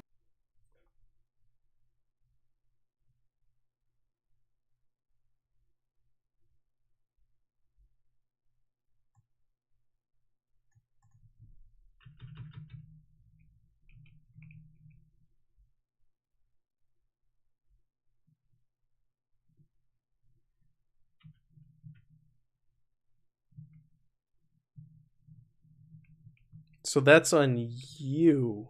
No? It's on my weapon. But I'm saying, can I have already had this done previously before I joined the group or whatever? What's the duration on this? It doesn't say. I'm assuming it's permanent on the weapon. Yeah, it is. It just like makes that weapon blank. I'm not going to say the word, but Yeah. Okay. Sure. Okay. You've been prepared. You as soon as you went to Davakar, sure, you would have cast that on your weapon. It would make sense for you, we'll say. Which token am I?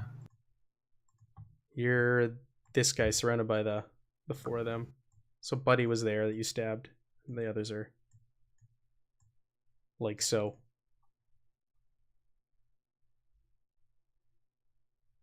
So that guy lets out a wail. As he gets stabbed with stiletto. He drops the spike club from around your neck or throat, and everybody wakes up and sees them standing behind you with their weapons drawn. These guys were laying in wait because you could see them, so they didn't get up, and there's the other guys around you that kind of snuck away and got up.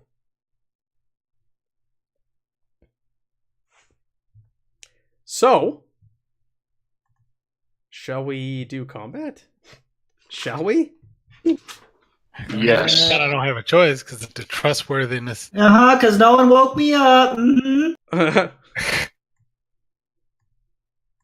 The goblin was right. Of course.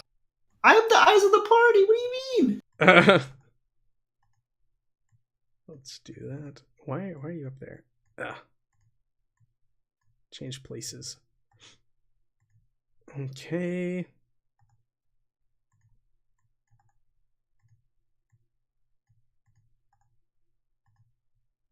So while we're setting this up, if you go into the character sheet section, it's called Mysterious Note, but it's a combat reference sheet that I put in there for you guys. If you want to break that out and take a look at it before we get into combat, it tells you how initiative works, It tells you how movement works. It tells you how your combat action works. You get 2 actions. You get a movement action and a combat action in combat. Where's this note at? It's within like where your character sheets are, like on that tab, and it's just called combat. It's at the very top. You don't have it? Yeah, I don't see that either. You know why? Because I didn't share it. Whoa. There we go. There we go. That's why. Ooh,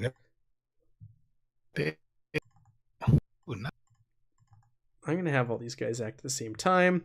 All right, so initiative. Initiative decides the turn order in combat. Meaning the order the characters act. Okay, so initiative. Does anybody have a long weapon? No. Mine is short. Why is it not giving that? I'm looking for the description of initiative here. I'm on turn Just order. a quick score. It's quick. Yeah, he with the highest Oh, quick wait, acts first. I have a long hammer. Is that considered long? I don't know. Is that one of the traits? Or is that what it's... I have material. I try to Did go you into. Did you get that from the advanced player's guide? The long hammer, or was it in the regular one? Yeah, when we built it, probably the big. Everybody go ahead and fill in your quick on your character token there in the turn order while I look this up for him to see if I can find Oh, is that? Yeah. It's in the advanced. It's not long. It's just bastard Okay. weapon. Okay. Thank you, sir. So go ahead and fill in. I think you guys can actually do it, can't you? If you click on the 0. Yeah, there you go. Yep. And I'm going to find these guys. They're quick. Get the quick. Yes. Ooh. Oh, we roll or we just fill in a quick? Just fill You it in. just put in the number. Okay. Yeah, sorry, mine's a 13. Oh, it's a character. 13. You can just click the 0. Here, I'll put it in for you. In the future, though, you can just click the 0 and just type it in on your own, I believe. 5. Quick. 5? Is it because of the Oh, wait, plate? no, that's act. Sorry. No, my quick's a 7. Oh, How do you do I- gain... Are there any minuses because you're a big ogre to that? I think that was just something I didn't put a lot into. I'm strong though, so I have this ability. I base my hits on my strength. Strong like ox. All right, and Elrinox, you're quick is a 9. Yeah, did Okay. it not take it? I put it in the thing. There you go. So Skig, you're acting first. So you've got your little cheat sheet there on combat and how it works. So like move to melee, flank an enemy. They have to be already engaged with someone else. So if they're adjacent to someone else already, you can flank and you get some bonuses. Move around, disengage. All right. So would I be able to flank this guy? Yes. Do we need to stand up first, or are we considered? Well, upper? technically, you need to stand up and draw your weapons because you were just woken up. Okay. So stand up. That requires a successful. That's from getting knocked prone. So technically, no, but you do need to draw your weapons. I will say that, and so will the guys that were lying on the ground next to you. The others have their weapons ready. The ones that were behind Elrinox. Okay. So for your quick action, you'll have to draw your weapon, Skig. Unless you have some sort of special ability that lets you draw it and not take a movement action. I am checking because I thought You might have something that does that. I thought I remember someone buying that. But I could be wrong. I call quick draw. Shortly.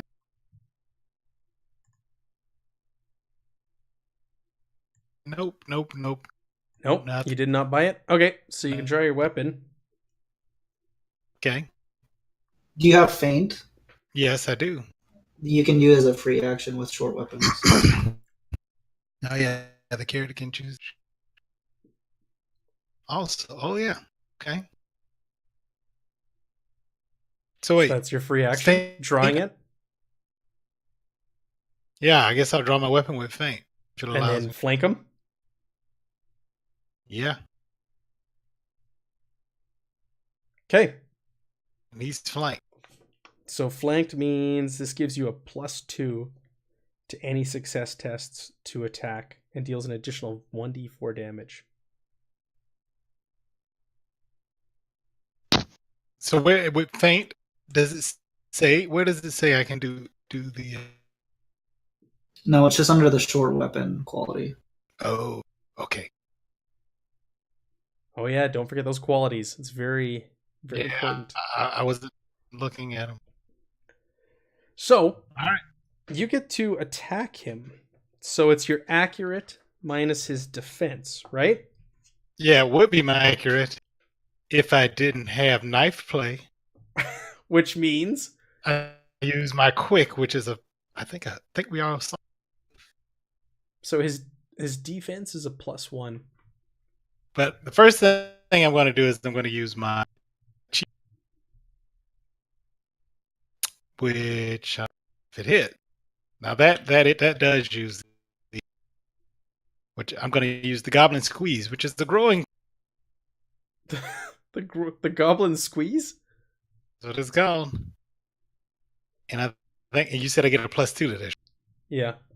and this is using my accurate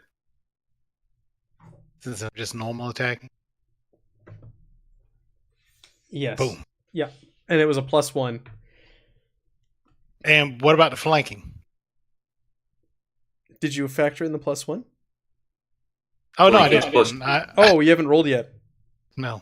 That's the guy's defense is a +1, so it makes it harder to hit. Oh, I hit. So when you get hit with the Goblin Squeeze, I do D6 damage, Yeah. and I get a free attack. And you also do an additional +1d4.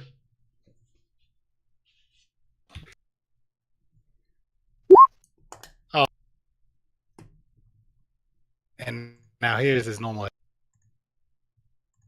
Enemy disadvantage is 1. Am I? Okay. Is his disadvantage 1? His disadvantage? What do you mean? Because I see input value for enemy disadvantage. Do I put anything? That would be his put 3. defense. So put 1 + 2 for the flanking, so 3. Look at that. Whew. All right.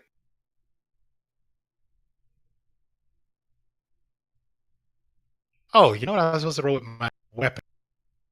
That's why I did. All right, so it's D6 +1.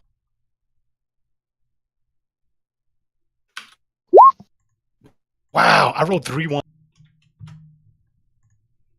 Yeah, you sure did. Yeah.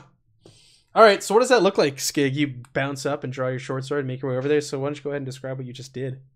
So I jump up and I kind of barrel roll towards him, and as I come up, I punch him in the nuts, and then I Falcon punch. with because I have 2 Falcon punch. I have 2 two knives.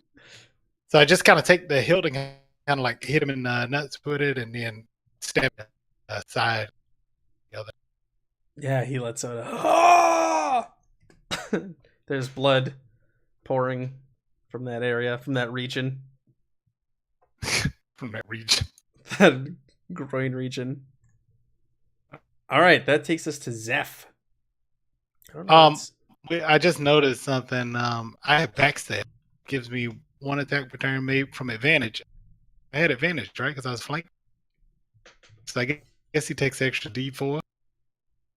He did take an extra D4 for the flanking. Then it says if I have advantage, because I have to back another D. Okay.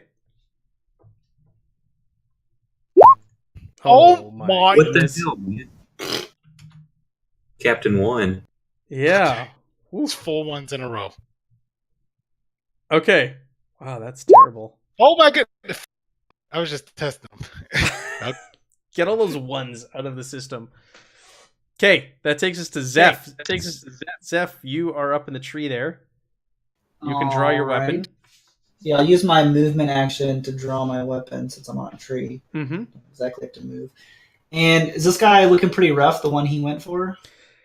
Or who's looking the most rough out of it? Is there like any of the injured ones? Yeah, Or With all those ones, no. we're gonna say this guy is the one with the busted leg. He's got the ninja on him.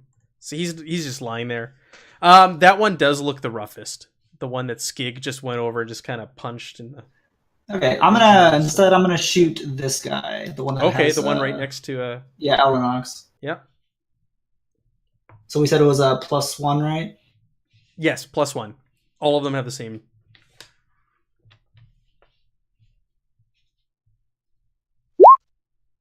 Boom! That's a hit.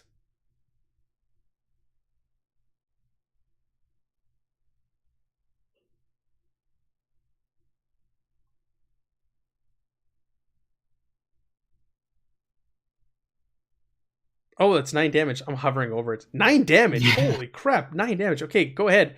Walk us through that. 9 damage. Wow. Yeah, he just slowly kind of creeps up and he kind of eyes around the scene and he kind of sighs because no one woke him up, and he looks at Elrinox and sees in danger and kind of shoots him like where the the arms are wrapping around him, just kind of as he backed off, kind of just to impair him. Yeah, and it sinks in and he lets out a wail and blood just spurts from the wound. And he is now definitely the one who looks the most injured out of the group, and he's just kind of like walking back, holding the arrow where it's planted into him, and like looking to his friends and looking to the trees where it came from, and just screaming as blood is pouring out of the wound. He'll say, "We tried peace." Sir Smid.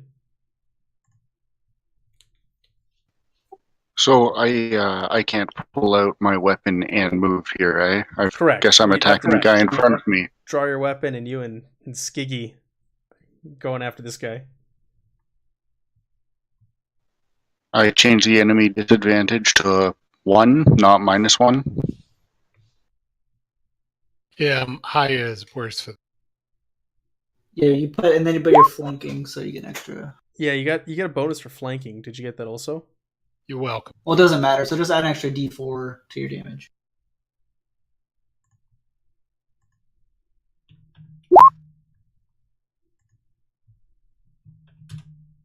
Okay, so what do you do with your sword?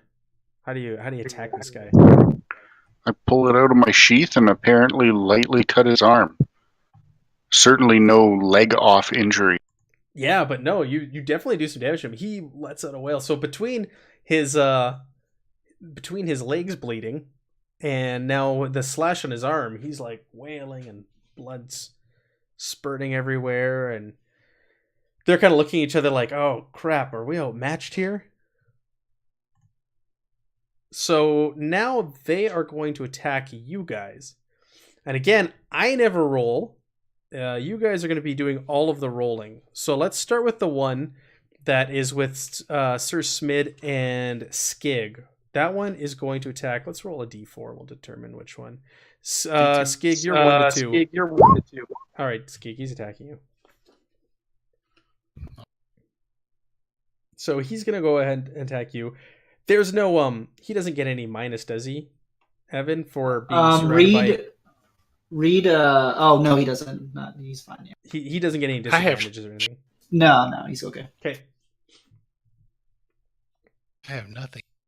So he's going to go ahead and attack you, Skig. So you get to roll defense now. So all attacks made during combat, you can try and defend. There's no limit on how many times you can defend yourself. It doesn't take away from your movement action or your attack action. You can always try and attempt to defend. So the way it's going to be is defense versus accurate. So his accurate is a -1.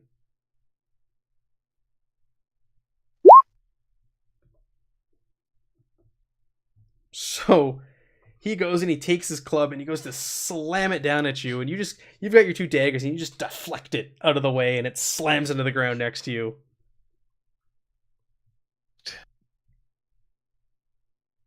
Next, we're gonna do Buddy here, sitting next to Preacher. So Preacher, same thing. His defense is his accurate is a -1. So go ahead. It's gonna be your defense minus his accurate. Mine? Yeah. Talk about me. Yeah, your defense. So it's do your defense -1. Is defense under? Oh, did we roll that wrong? I'm sorry. He rolled accurate. Or was that right? No, that's wrong. So That's wrong. roll your defense score. It should be whatever your quick is modified by your impeding value in armor. Let's see here, Skig. There should be a button That's- for it. It's like I'll do It's underneath your attack weapons on that page. Is it on your traits and abilities page? Oh yeah. No, yeah. just under character. Under character. There's a defense. Yeah, on the It's the bottom. very last thing, right? And there's a shield you press. Is mine set up? just- Take a look at my sheet. I'm just looking here. I So see. So Skig, you still successfully. Of course. I'm just taking a look at Oh. your sheet here. Your defense is 0. Did you not buy any armor? You start with light armor if you want. Yeah, the ogre can only wear light armor, so I typed light in. So It's yours got an should impede be of 0, negation -4. No, his impede should be -4 because he gets -2 for the armor and then -2 for robust. If you have robust, right? yes. Yeah, and then his negation should be 2d4.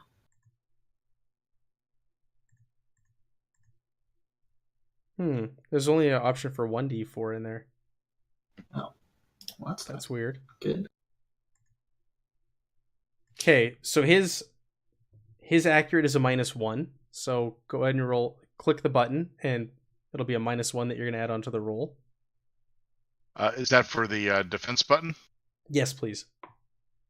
And then where do I add the -1? Does it give you a prompt after you push it? It does.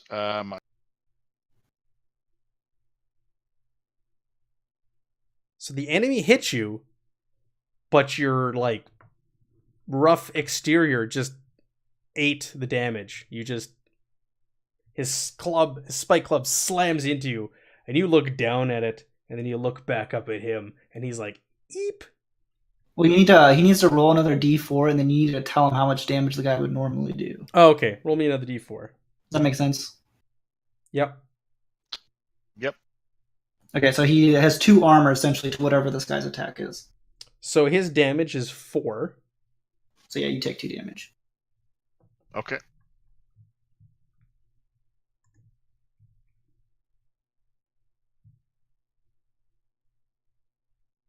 Next, we will do the one that ate the arrow. He's gonna. So is it my toughness that I change? Yeah. Toughness is now 8 instead of 10. What is your strong score? It's whatever your strong score is, yeah. His strong is a My strong score 13. is 13. So then it should be 11 out of 13. Okay, What's so my pain threshold? How much damage you can take without like falling prone, essentially. So my toughness is the same as my strong. Mm-hmm. I just updated it for you in your character sheet. Pain threshold is like 65. Seems high. It should be 7. I thought 65 seemed excessive. It seems hard. It seems hard coded though.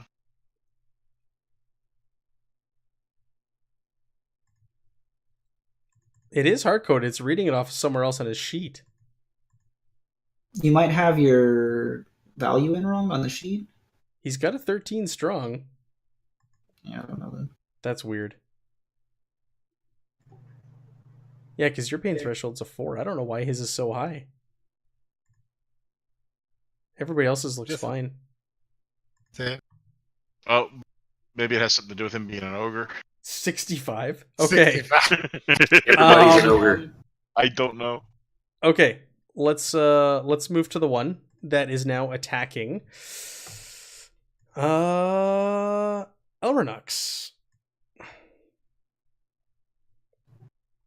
So you said it's a -1 on enemy disadvantage? Correct.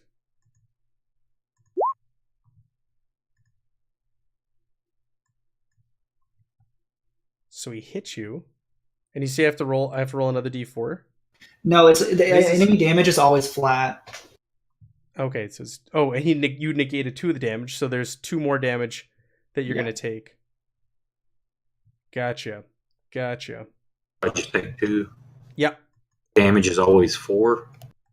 For these guys is gonna be 4. Not in general, but Okay. these guys have a 4 damage. There we go.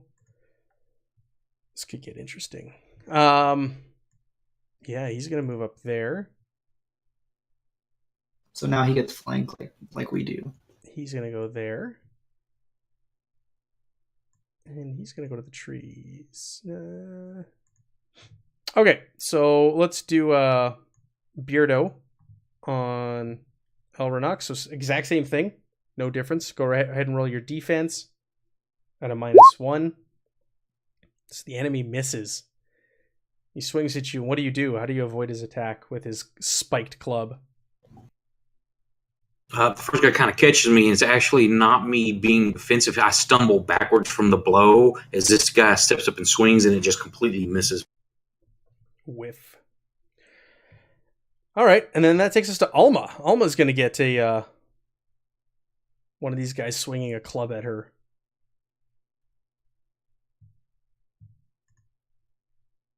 So do I need to I put keep saying Alma. It's Alva. I'm sorry, Alva.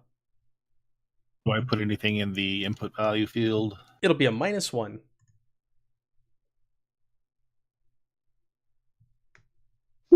This is weird. Not rolling dice. So the enemy hit, but you negated 4 of the damage. Okay, so that's all of the damage. So what does that look like? How did he hit you, or where did he hit you, and how did you stop it? Well, I'm wearing like a cloth gown that has bits of bones and knuckles and teeth kind of woven through it. And what's he attacking with? Like a sword? Spike club. Right, spike club. It just hits on. I've got like the top part of somebody's skull is like the breastplate of my armor, and it smacks right into the top of that. Nice. Okay, and last but not least, the guy down there, he's taking out one of those throwing knives, and he's going to try and toss it at you, Zeph. Okay.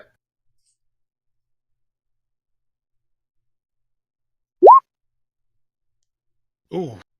So again, he hits you, but you negate the damage. So what? How does that work? What does that look like?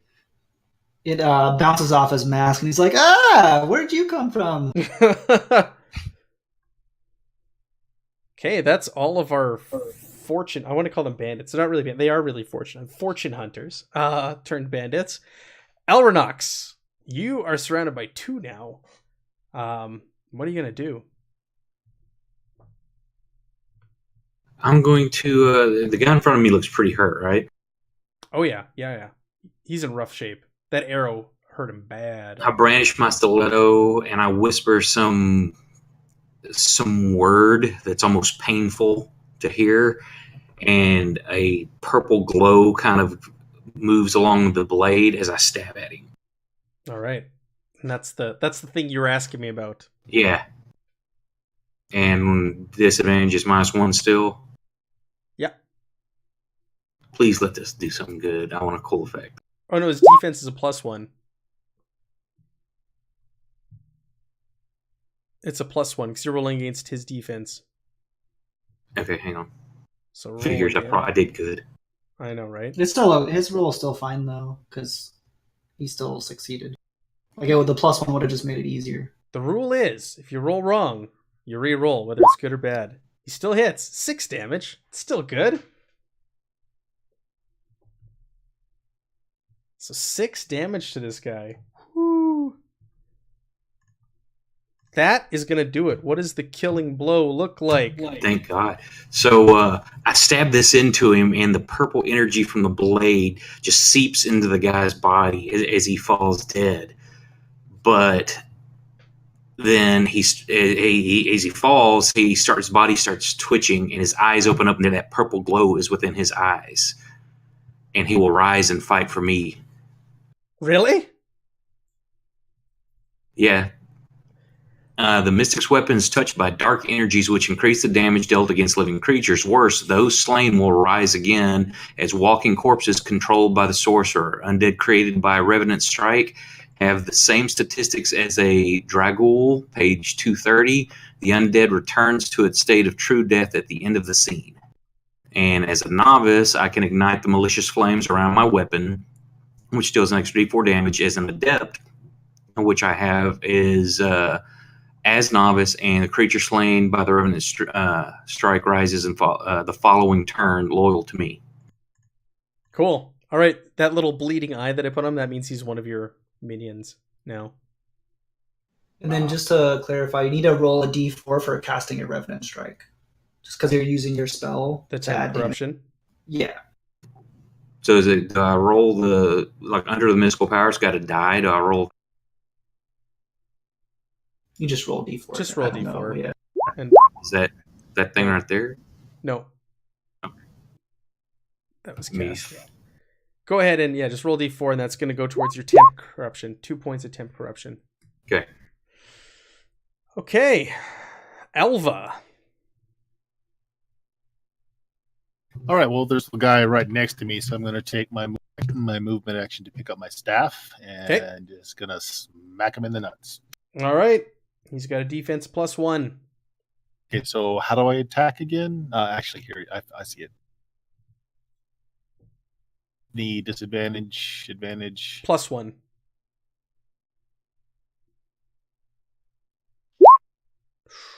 Not surprising. This is not my forte. Yeah, you swing and he blocks it.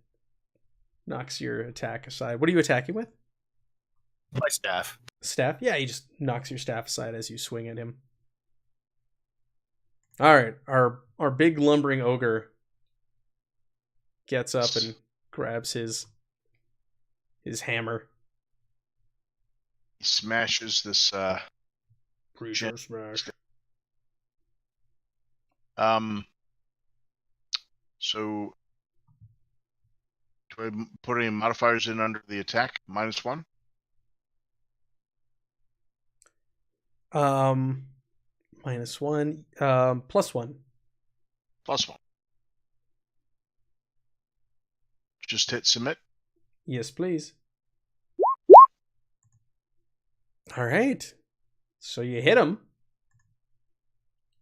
Okay. What is you bring your hammer down on him? Yeah, so he stands up and he's kind of looking around. He gets the spike club just kind of sticks in his right shoulder for a second. Just picks up his hammer and just drops it down on his head. Nice. I'm gonna do this so you guys can see the little. Why does it bars say above. 131 on the tribute? I don't know. I don't know what's going on with your character sheet. It's interesting. So, what happens is we're going to go back to the top of the turn order, but before we go back to Skig, you see an eerie glow coming from south of camp. And you see this thing. Actually, let me show you a picture. Ooh. You see this like translucent, shambling being making its way towards the camp. And it's this bizarre specter, and you see it zero in your direction, and it says, "Give me back my weapon you stole from me." And it's making its way towards the camp. Oh. So let's go ahead and get this thing in here. I have my strong is 130. Oh, is that what it is? Instead So of this- 13? You couldn't see the zero behind it. It looked Oh, like 130. That's why your 65 is half. your toughness or whatever pain threshold is 65. Okay, so this thing starts wandering to camp. Give me back my weapon you stole from me. Skig, you're up. Seeing this thing, starting to approach camp. Little antsy and dispatch this foe quick. I will use feint as my attack, which is discreet for my attack, and I have attack. So just discreet. And I still am flanking, correct? Correct. So do I say a plus? Yep. +2 to your roll. Okay. First attack. It's a hit. Attack.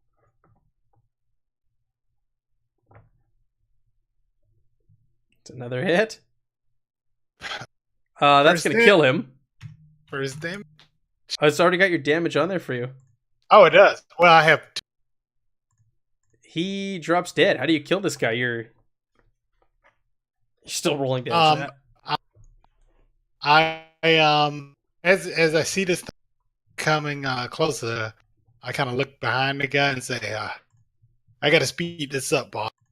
And I stab one knife into his side and his kidney, and as he kind of bends forward, I jabbed up Nice. the roof.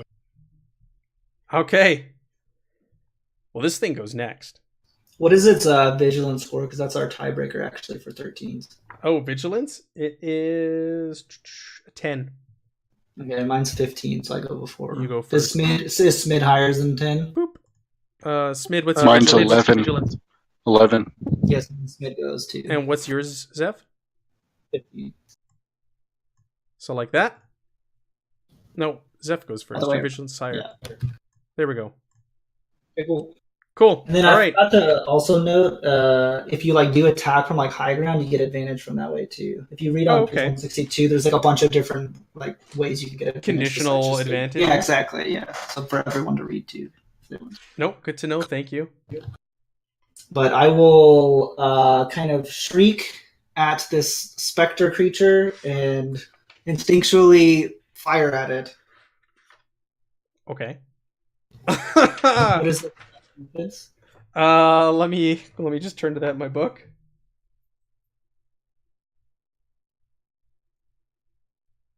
Its defense is a -3. Okay. And then I get a +2, so it's a -1, right? Yeah.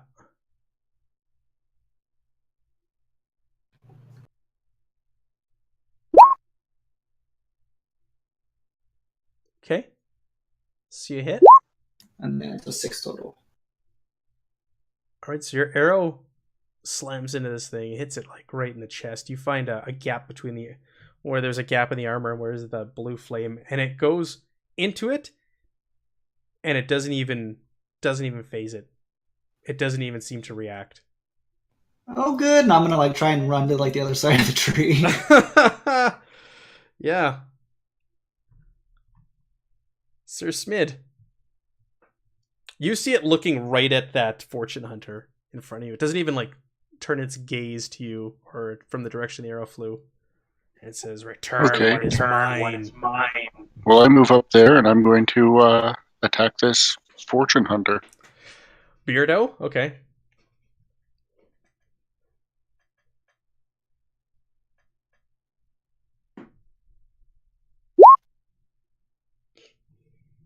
Okay, that's a hit. 9 damage. Go ahead. That is a heavy blow to this guy. You hit him hard. So what does that look like? I pick up my sword and I just drop it into his between his neck and his shoulder. All right, and it finds its mark and sinks in, and you see his one arm kind of drop limp, and he grabs for the open wound. Sir Smitty. This thing walks up to the fortune hunter in front of him, and it's got like claws for hands, these spectral claws that are just giving off this like energy, and it just rakes it across the guy's chest. And he screams out in agony. But he's not dead yet. You soon will be. Yeah, right? I look at the Necromancer. Is this one of yours? I just kind of shrug. Okay, it's their turns. So this one here, engaged with this weird spectral creature, he attacks it with its club. We'll say he hits, and again, it seems to have just absolutely no effect. He hits it in the head, and it doesn't even flinch.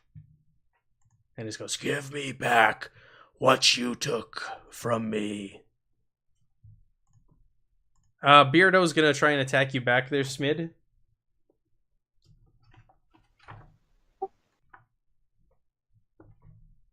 So remember, it's the defense, and the accurate was -1.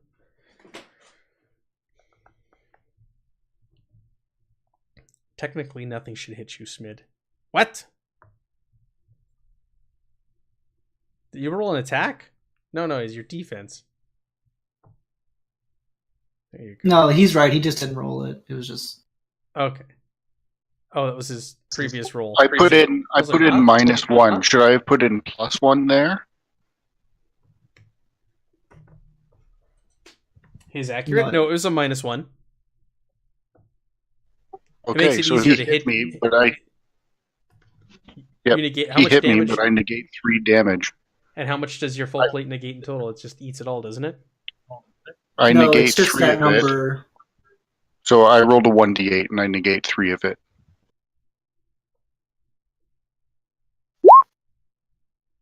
Oh, he got through. I actually took a damage.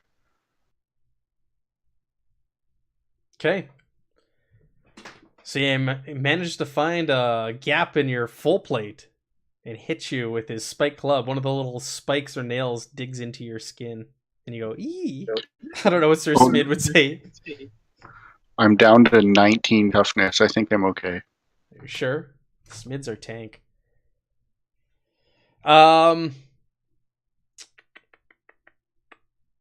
We're gonna do the one on Alma. So same thing. Go ahead. Roll your defense, and then the modifier is gonna be a -1.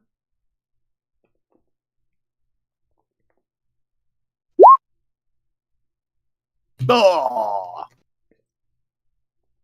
Okay. So roll your armor. Do you have armor on? Yeah, it's already rolled it all in there, didn't it? I negated 1 point of damage. Oh, yeah, it it says did. I still got. So you still take 3 damage because these guys do 4 damage total. And that comes off of Your damage threshold. Your toughness. Toughness at the top Gotcha. left-hand corner there. Okay. Okay, and let's do Preacher. Same thing. Go ahead and roll Quick your question. defense. Yes. What happens if you drop below your pain threshold? You choose to fall prone or you take a second attack. But it's Okay. your choice. Not mine. -1. Yeah, -1.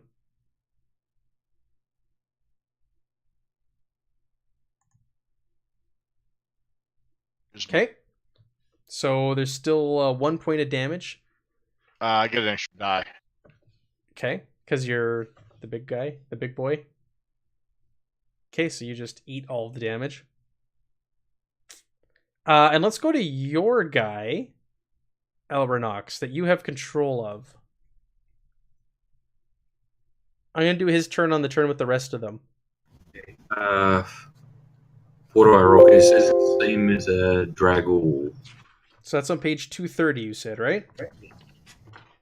So he can, well, he's engaged technically with the bearded guy there, the leader. So, the hell is that? This computer's beeping. I don't know. I heard it too. So Dragon. Dragul, I don't know. It says they have a rusty sword for their weapon. I don't know. Would you just? I guess we just use the same. The weapon would be the same though that he's carrying. I guess you're using just the stats for a Dragul. Yeah, same statistics as a Dragul. So let me see here. His accurate is a +1. Well, it just depends how you want to rule it, because the Draguls have Iron Fist, so they use strong. So it's a -5, but If you want it to be like the creature or like the guy who died or the Dragul, it's up to you. Right. So it says they have the stats of a Dragul, but like, I know what you're saying. The stats do show an Iron Fist, but wouldn't he just have the same stats of what he just defeated? That's what I would imagine. Yeah, I mean, I feel like that's an okay way to rule it. That's how I'm going to take it. He's just going to have the exact same stats he had. So his accurate is a -1. So what do I roll? Just because I don't know what his accurate score is. It is an 11. We almost need to create you a dummy sheet for when you do this for characters, I'm thinking. I wonder if I can do that as an attack. If there's a way to know, because it's got to go off of one of my. Well, just roll a d20. And then what, plus or minus? Well, you're attacking a guy with a defense of 1.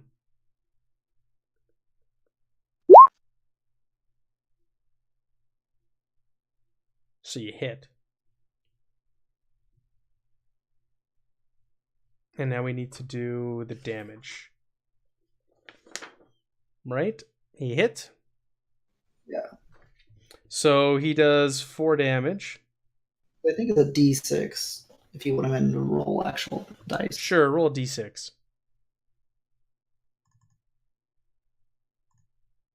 Oh, so he slams his club into his former master. Could he have moved over to block him from getting out too? I wanted to like have him step forward to like box the dude in. Yeah, he could do this. Yeah, oh yeah, easily. Slams it into the guy, and he is like visibly shaken. Like it really hurts him, and the guy with the beard there is like barely hanging on. He was holding on to the injury from Sir Smid and kind of had his back to your minion, not realizing that the dead had arisen and was now at your beck and call. And he got this spike club right into his back, right Would across that be his shoulder blade. Or does he have to be does it have to be diametrical for flanking, or would he be flanked for the extra D4? Oh, he'd be flanked. Yeah, he would have been flanked because you guys are all around him.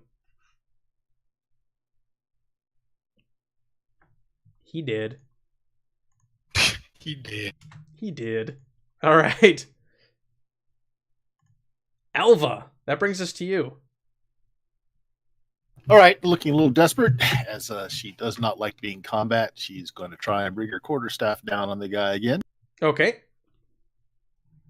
So his defense is a +1. Aha! Wow. Critical hit. The damage isn't the greatest, but still. Go ahead. What is got it? him in the nards. You got Wolfman's got nards. So you bring the quarterstaff, you sweep it down and then up and. Yeah, Alpha is a little on the short side, but she's stubby, so it's a convenient target. Nice.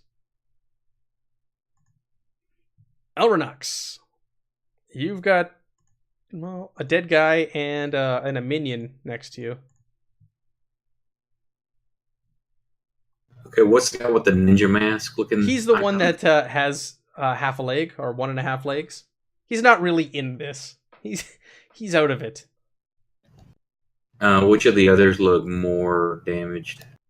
The one that looks like it's in the worst condition is the one that's engaged with Preacher.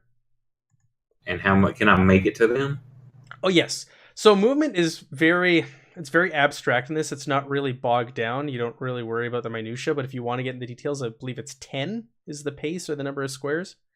But in this... It's like D&D.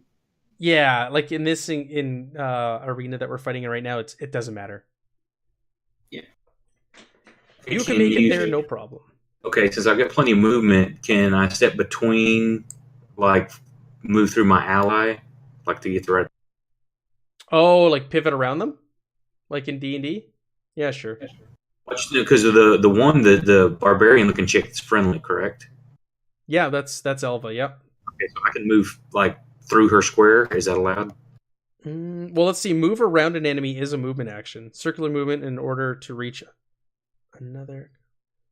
Oh, standing further away. That's basically 4 squares. You can do that. You can do that, no problem. Okay. That way I can flank that dude. Yep. So You go will take an ahead. op attack though from this guy. Well, he could go like Further this opportunity way, attack. right? You could go the long way. Because if you went this way, yes, you would generate attack of opportunity, but you have more than enough movement that you can go up and over here.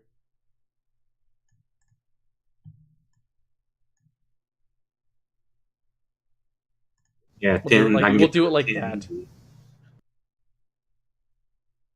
Because these other guys are dead. They're not going to attack you if you go that way. Right, so 1, 2, 3, 4, 5, 6, 7. Yeah, I can get over there. That's not all full 10 movement. I should be able to get right there. Okay. Yeah, that was 8 that I had you at up there, wasn't it? So 7, I think. I'm good with that. Take the long way there. Okay, and that will be a +2. Correct? Correct. And he has a +1, so I'll get a +3 total. Mm-hmm.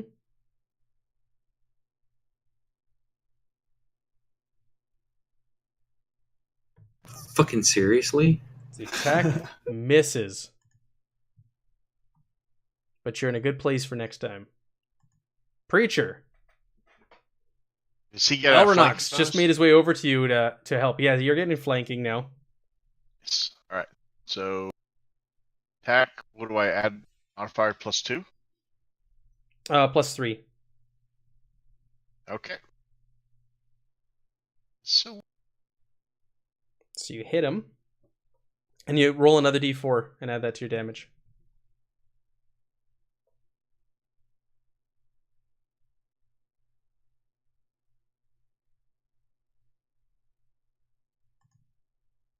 Okay. So you bring your hammer down on him. And you slam it into his chest. And he lets sort of wheeze. And he loses his breath for a moment. And he's sitting there just gasping for air. And you hear that thing that appeared in the south. Give me back what you took of mine. Skig. nice. Can I ask you a quick question? Yeah. For spell casting, is that considered an attack? Movement? Yes. Attack? Yeah. Okay.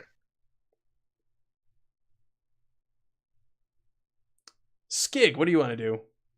All right. I am going to scurry here Yeah.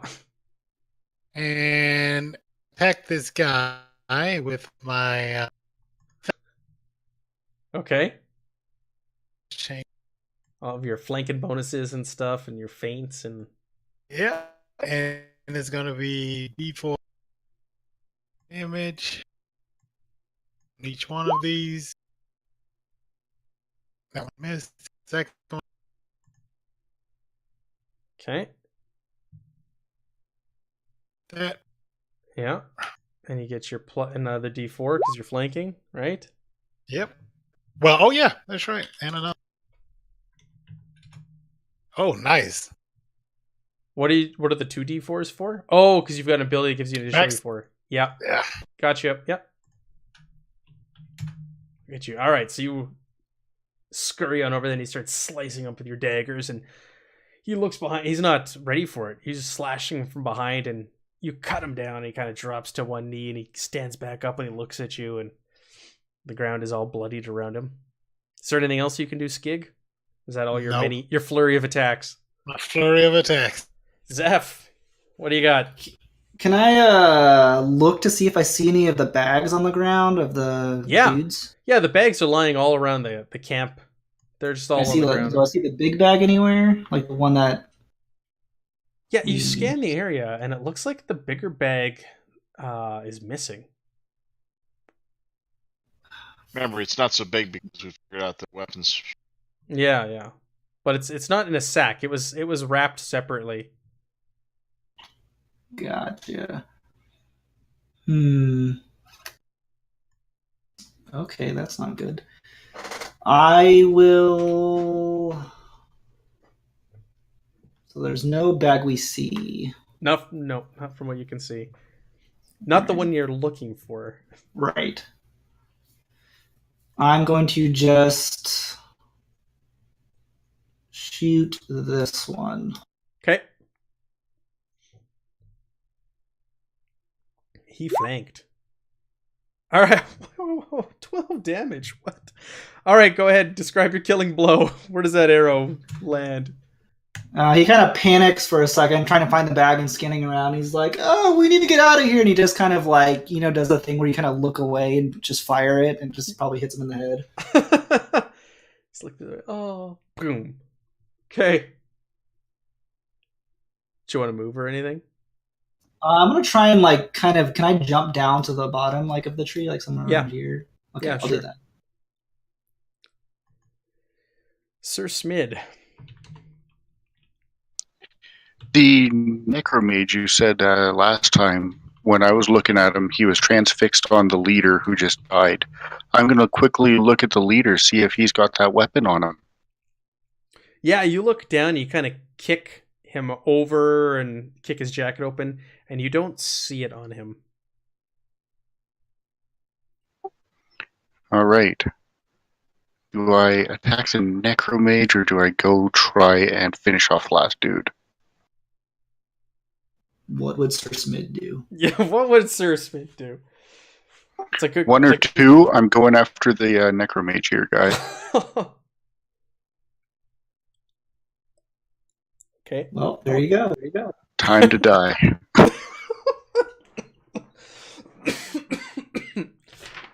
Session 1? Death 1? We'll see. Necromage. Okay. So, you're attacking him, yeah? His defense I think I'm actually going to attack the the guy beside him first. Sure.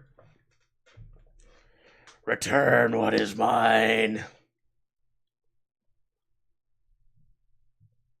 Holy crap.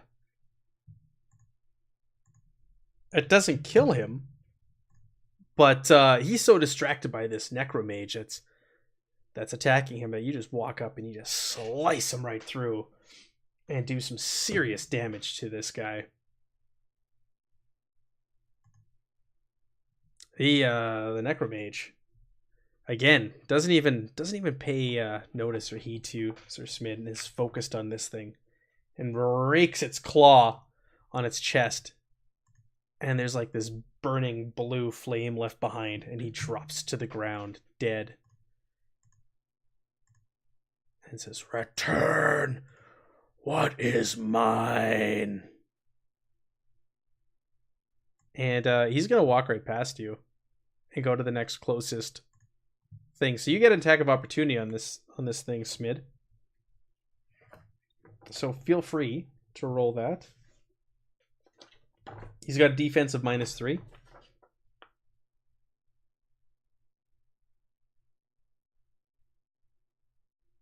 Yeah, you hit him, and your sword slashes through it, and he doesn't even turn around when you do so, and he's just so focused and transfixed on these fortune hunters.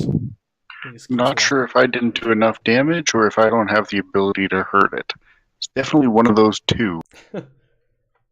Return what is mine. So, we've got one left. So, it's going to try and slash at this thing madly. And it does so. And again, it's unaffected when it hits it. It just seems to just not even pay attention. Alva! All right, is mine still up? Let me move my map around. I can't. Yes, your guy is still here. I'll ping it for you. All right, so I'm still trying to fend him off. He's in really rough shape, and he's also peed his pants with this thing standing next to him. Okay, so what's my input value? It is +1. When this thing says "return what is mine," he points at the sacks. It's there. Take it. Yeah, I'm just blindly feeling around. You're Get away! Spinning your stuff, doing flourishes. Elrinox. I guess. Oh, we forgot to do you or your buddy. So you and your buddy, your minion,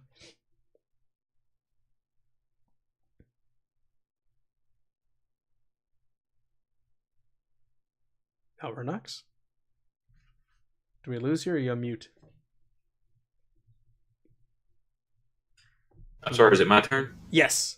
It's Ah, you and sorry. your minion. I forgot your minion on the other guy's turns. So you can use your...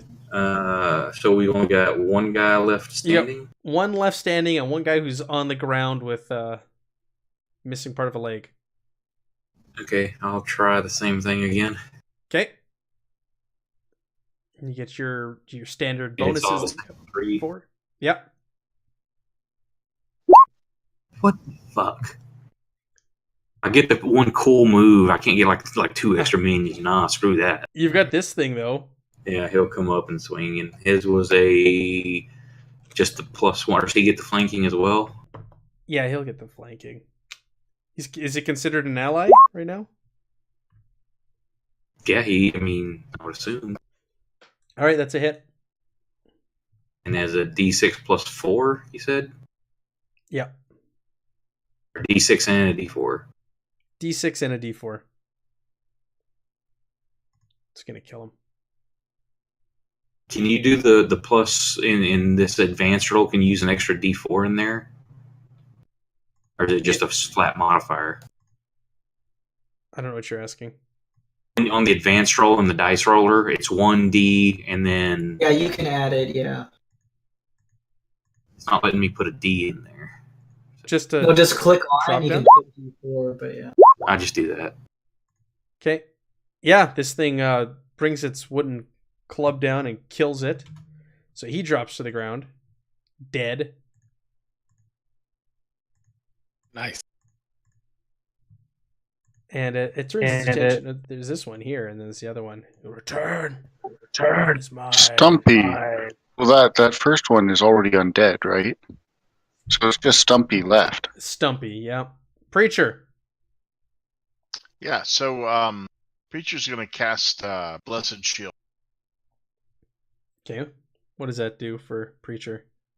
It gives him an extra 1d4 of armor. And dead who attack suffer. It's a damage. Okay. So I have to roll against my resolute. Yeah, Just- you have to cast a spell and then take your temp corruption. How do I roll? Just roll, yeah, click your resolute stat. Any modifiers? Shouldn't be, no. No, that's casting. Okay. You do it. Bear. So I don't know if that the appears there. It says that shield is invisible until attacked, which time it glitters as if struck by sunlight. No. Cool. Yep, he's gonna stay where he is. Okay. So, Skig.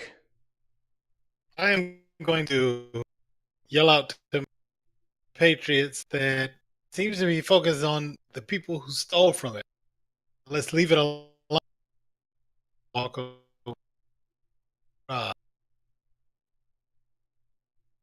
You're gonna just walk over to Buddy? Oh yeah, no, this guy. You're just gonna attack him? Yeah, he's All on the right. ground. Yeah, he's defenseless. You don't even need to roll. Just roll him your damage.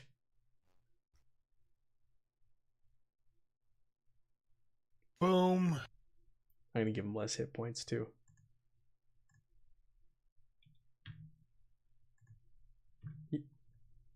No, your attacks hit. He's lying there. You don't need to just roll your damage, yeah. Oh, I did. My damage was. Oh no, it wasn't. Oh, okay, I see it. So that's damage. This is. Okay, he's dead.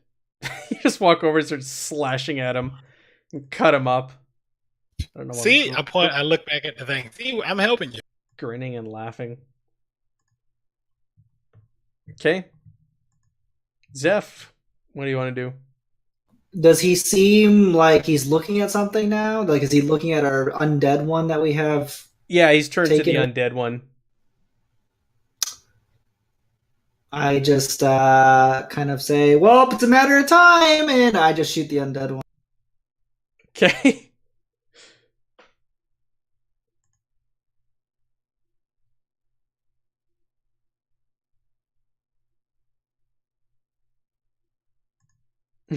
How many hit points does your thing have? Your minion? You tell me.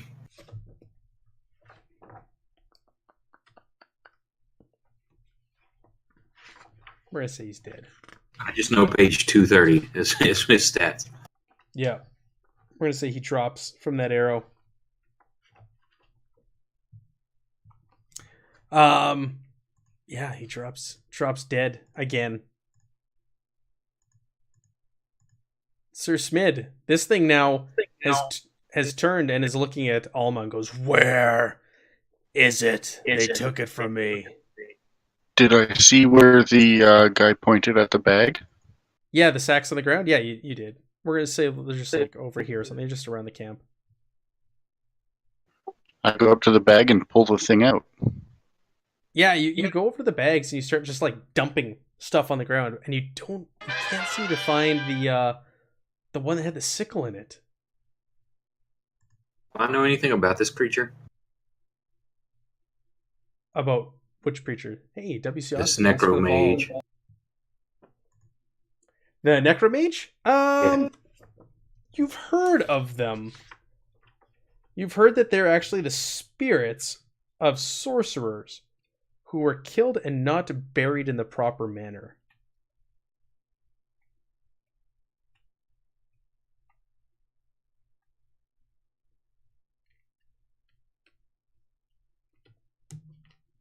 That's what you've heard of necromages. I could become one. Yeah. Hey, somebody kill me and don't bury me. Don't. As I'm dumping it, I yell, "We'll help you find your bloody weapon. Calm down. We don't know where it is." Do you have it? No, these guys had it. It was in one of these bags, and they just tried to rob us as well. So we killed them. Thanks for your help. I will Let's kill find you your weapon. and find it on your body. Show him you don't have You it. know, those We do 7 not- guys we do not. just said they would kill us, and look at them. All right. I'm trying to get So you attention. kick over the bags as your movement action. Yep. Nothing. Nothing. Well, I guess I'm going to taunt him so the rest of my party can look for this bloody weapon. Okay. Well, it seems reasonable. I want to try to reason with we'll find it. Let us search the bodies. What is it you're looking for exactly? My weapon. My scythe. Yeah, do you want help finding it? I will kill you. You are hiding it. You're kind of a broken record, dude. You're Do you in want help league finding with it? these thieves. I'm searching the body of the dead. We're leg in guy. league with the 7 dudes we just killed. You don't make any sense.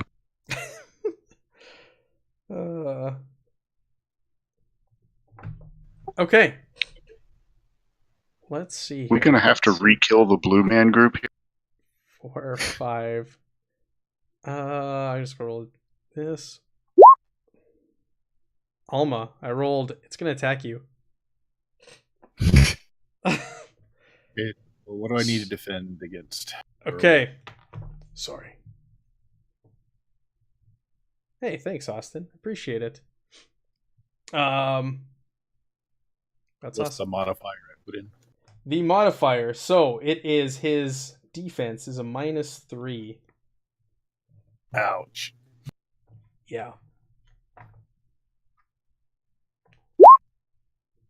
Ah! Wow. Wow. Critically misses. Yeah, so what happens is this thing is considerably larger than me.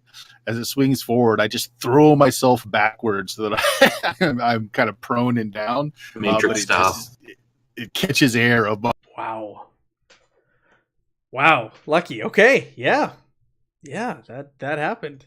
Let's get these guys out of the turn order. Alpha, you're up. What do you want to do? I'm up. Yep. You can disengage. That's a I'm movement. going to change into a small ferret and run away. Okay. Okay. Roll. You're resolute and your temp corruption. I should have none because temporary corruption only lasts for the scene. Right. Thank you. Yes. Aha! That's non-corruption. Okay, so you turn into a ferret and you skitter away. Okay with that. That works. And beast Alranox. form moves twice as fast. Yeah. Between its legs, behind it, doesn't matter. You just scurry away.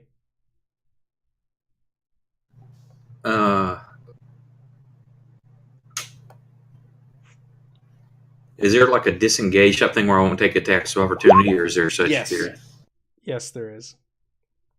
That's what I Disengage want to from do. melee combat. To withdraw from melee allows every engaged enemy combatant to perform a free action. No. Move around an enemy, is that the one? Close that sheet already. There's a disengage one. Disengage. It's weird. It's written funny on that.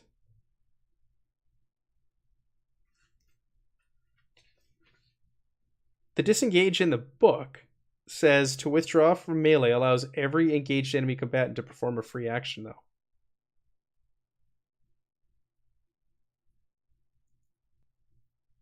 That's what it reads as the description.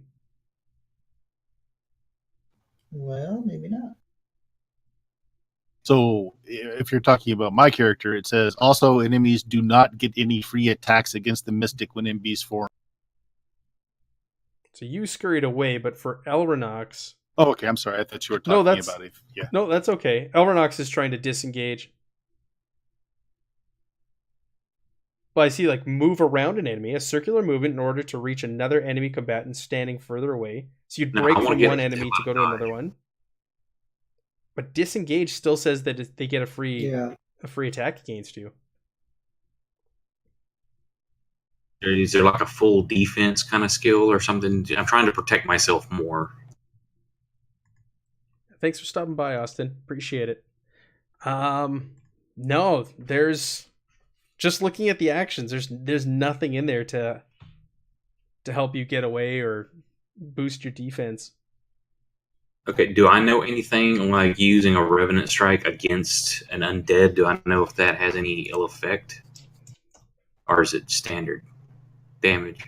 It doesn't tell me under the power that it causes, like heals them or anything. Let me just look at some of your character sheet here.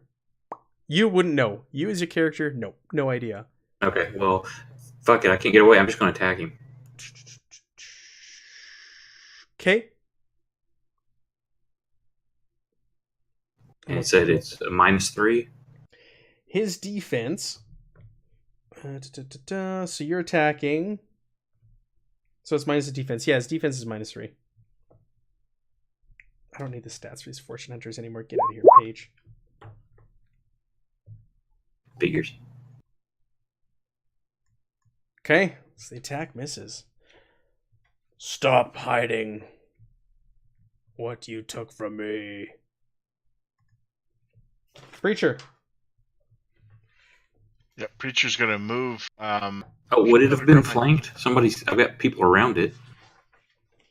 That added a +2. The ferret ran away.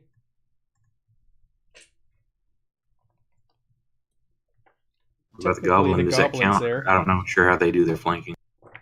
Goblins there. Yeah, reroll. Reroll your attack. Is that a -1? Mm-hmm. Doesn't fucking matter. Holy shit. By 1 each time. Okay. It's back to Preacher. Yeah, Preacher is going to move to the right of this thing, but I can't grab my token. Oh, really? I can move other people. Yep, I know why. Okay, try now. Yep, good. Sorry, that was me. Set up not correctly. Okay. Long hammer attack. Let's get these guys out of here. We don't need the dead guys on here. Any bonuses for flanking or minuses for attack? So it's a +2, but his defense is a -3. So it's a -1? Yeah. Hit. You get an extra 4 damage. It's damage. Okay, and you're using your hammer? Yes. Yeah. Okay, you slam your hammer into the back of this thing, and it seems to be unaffected, and it just spins around and stares you. And it holds out its hand. It goes, "Give me back what you have stolen." We'll look for it if you stop attacking us. But it's right there on your hip. Skig, your turn. What are the rules for disengaging again? You can't. There are none. Well, you can. He'll just get an attack on you. Which is the same thing he'll do if you don't disengage. Yeah, right. Hey, Matt, I'm sorry. I gotta head out, man. Okay. Do you guys Okay. just want to just leave it here then? I know it's a holiday up here for us Canadians, but it's a regular work day for you guys tomorrow. Yeah, it's a It regular actually, work it's day a for hol- me. It's a It's holiday President's for us. Day. No kids, or the kids out of school tomorrow here. Oh, it's President's Day. Well, Yeah, you but if gotta I don't go. get off. You gotta go. Do you guys want to Well, leave off here? You can play without me. I'm Don't fine worry. with that, or whichever. I'm fine too, because I got no it's the bedtime. top of the initiative. Okay. Well, we can continue on then without Preacher if you guys want to do that. I don't I'm easy. know. I don't. I mean, this one for me. What time? It's 1:30. I got to get up at like 7. Oh, okay. Well, let's call it. Let's then. call It's- it, man. Yeah. Let's call it. This. Okay. Very good. We're completed our first session of Symbaroum. We've got some combat going on. We've done some tests. We've done some social encounters. We've got like a Necromancer here in front of us. We'll pick it up again next week, Sunday. Thank you for the people who dropped in. We got a couple new followers tonight. We had some folks watching us. Thanks, Austin, for dropping by. I appreciate it. He's one of the regulars over on YouTube, and he dropped by tonight to watch us live, and it crashed his computer, so I'm sorry. But we'll pick it up again next week, and hopefully nobody dies. We'll see. Happy Yeah, President's I love Day it, there will. and Family Day. Thanks. Have a good night, Day everyone. off. Cool. Good night, everybody. Night, Thanks, everyone. Matt, for DMing. Thank you.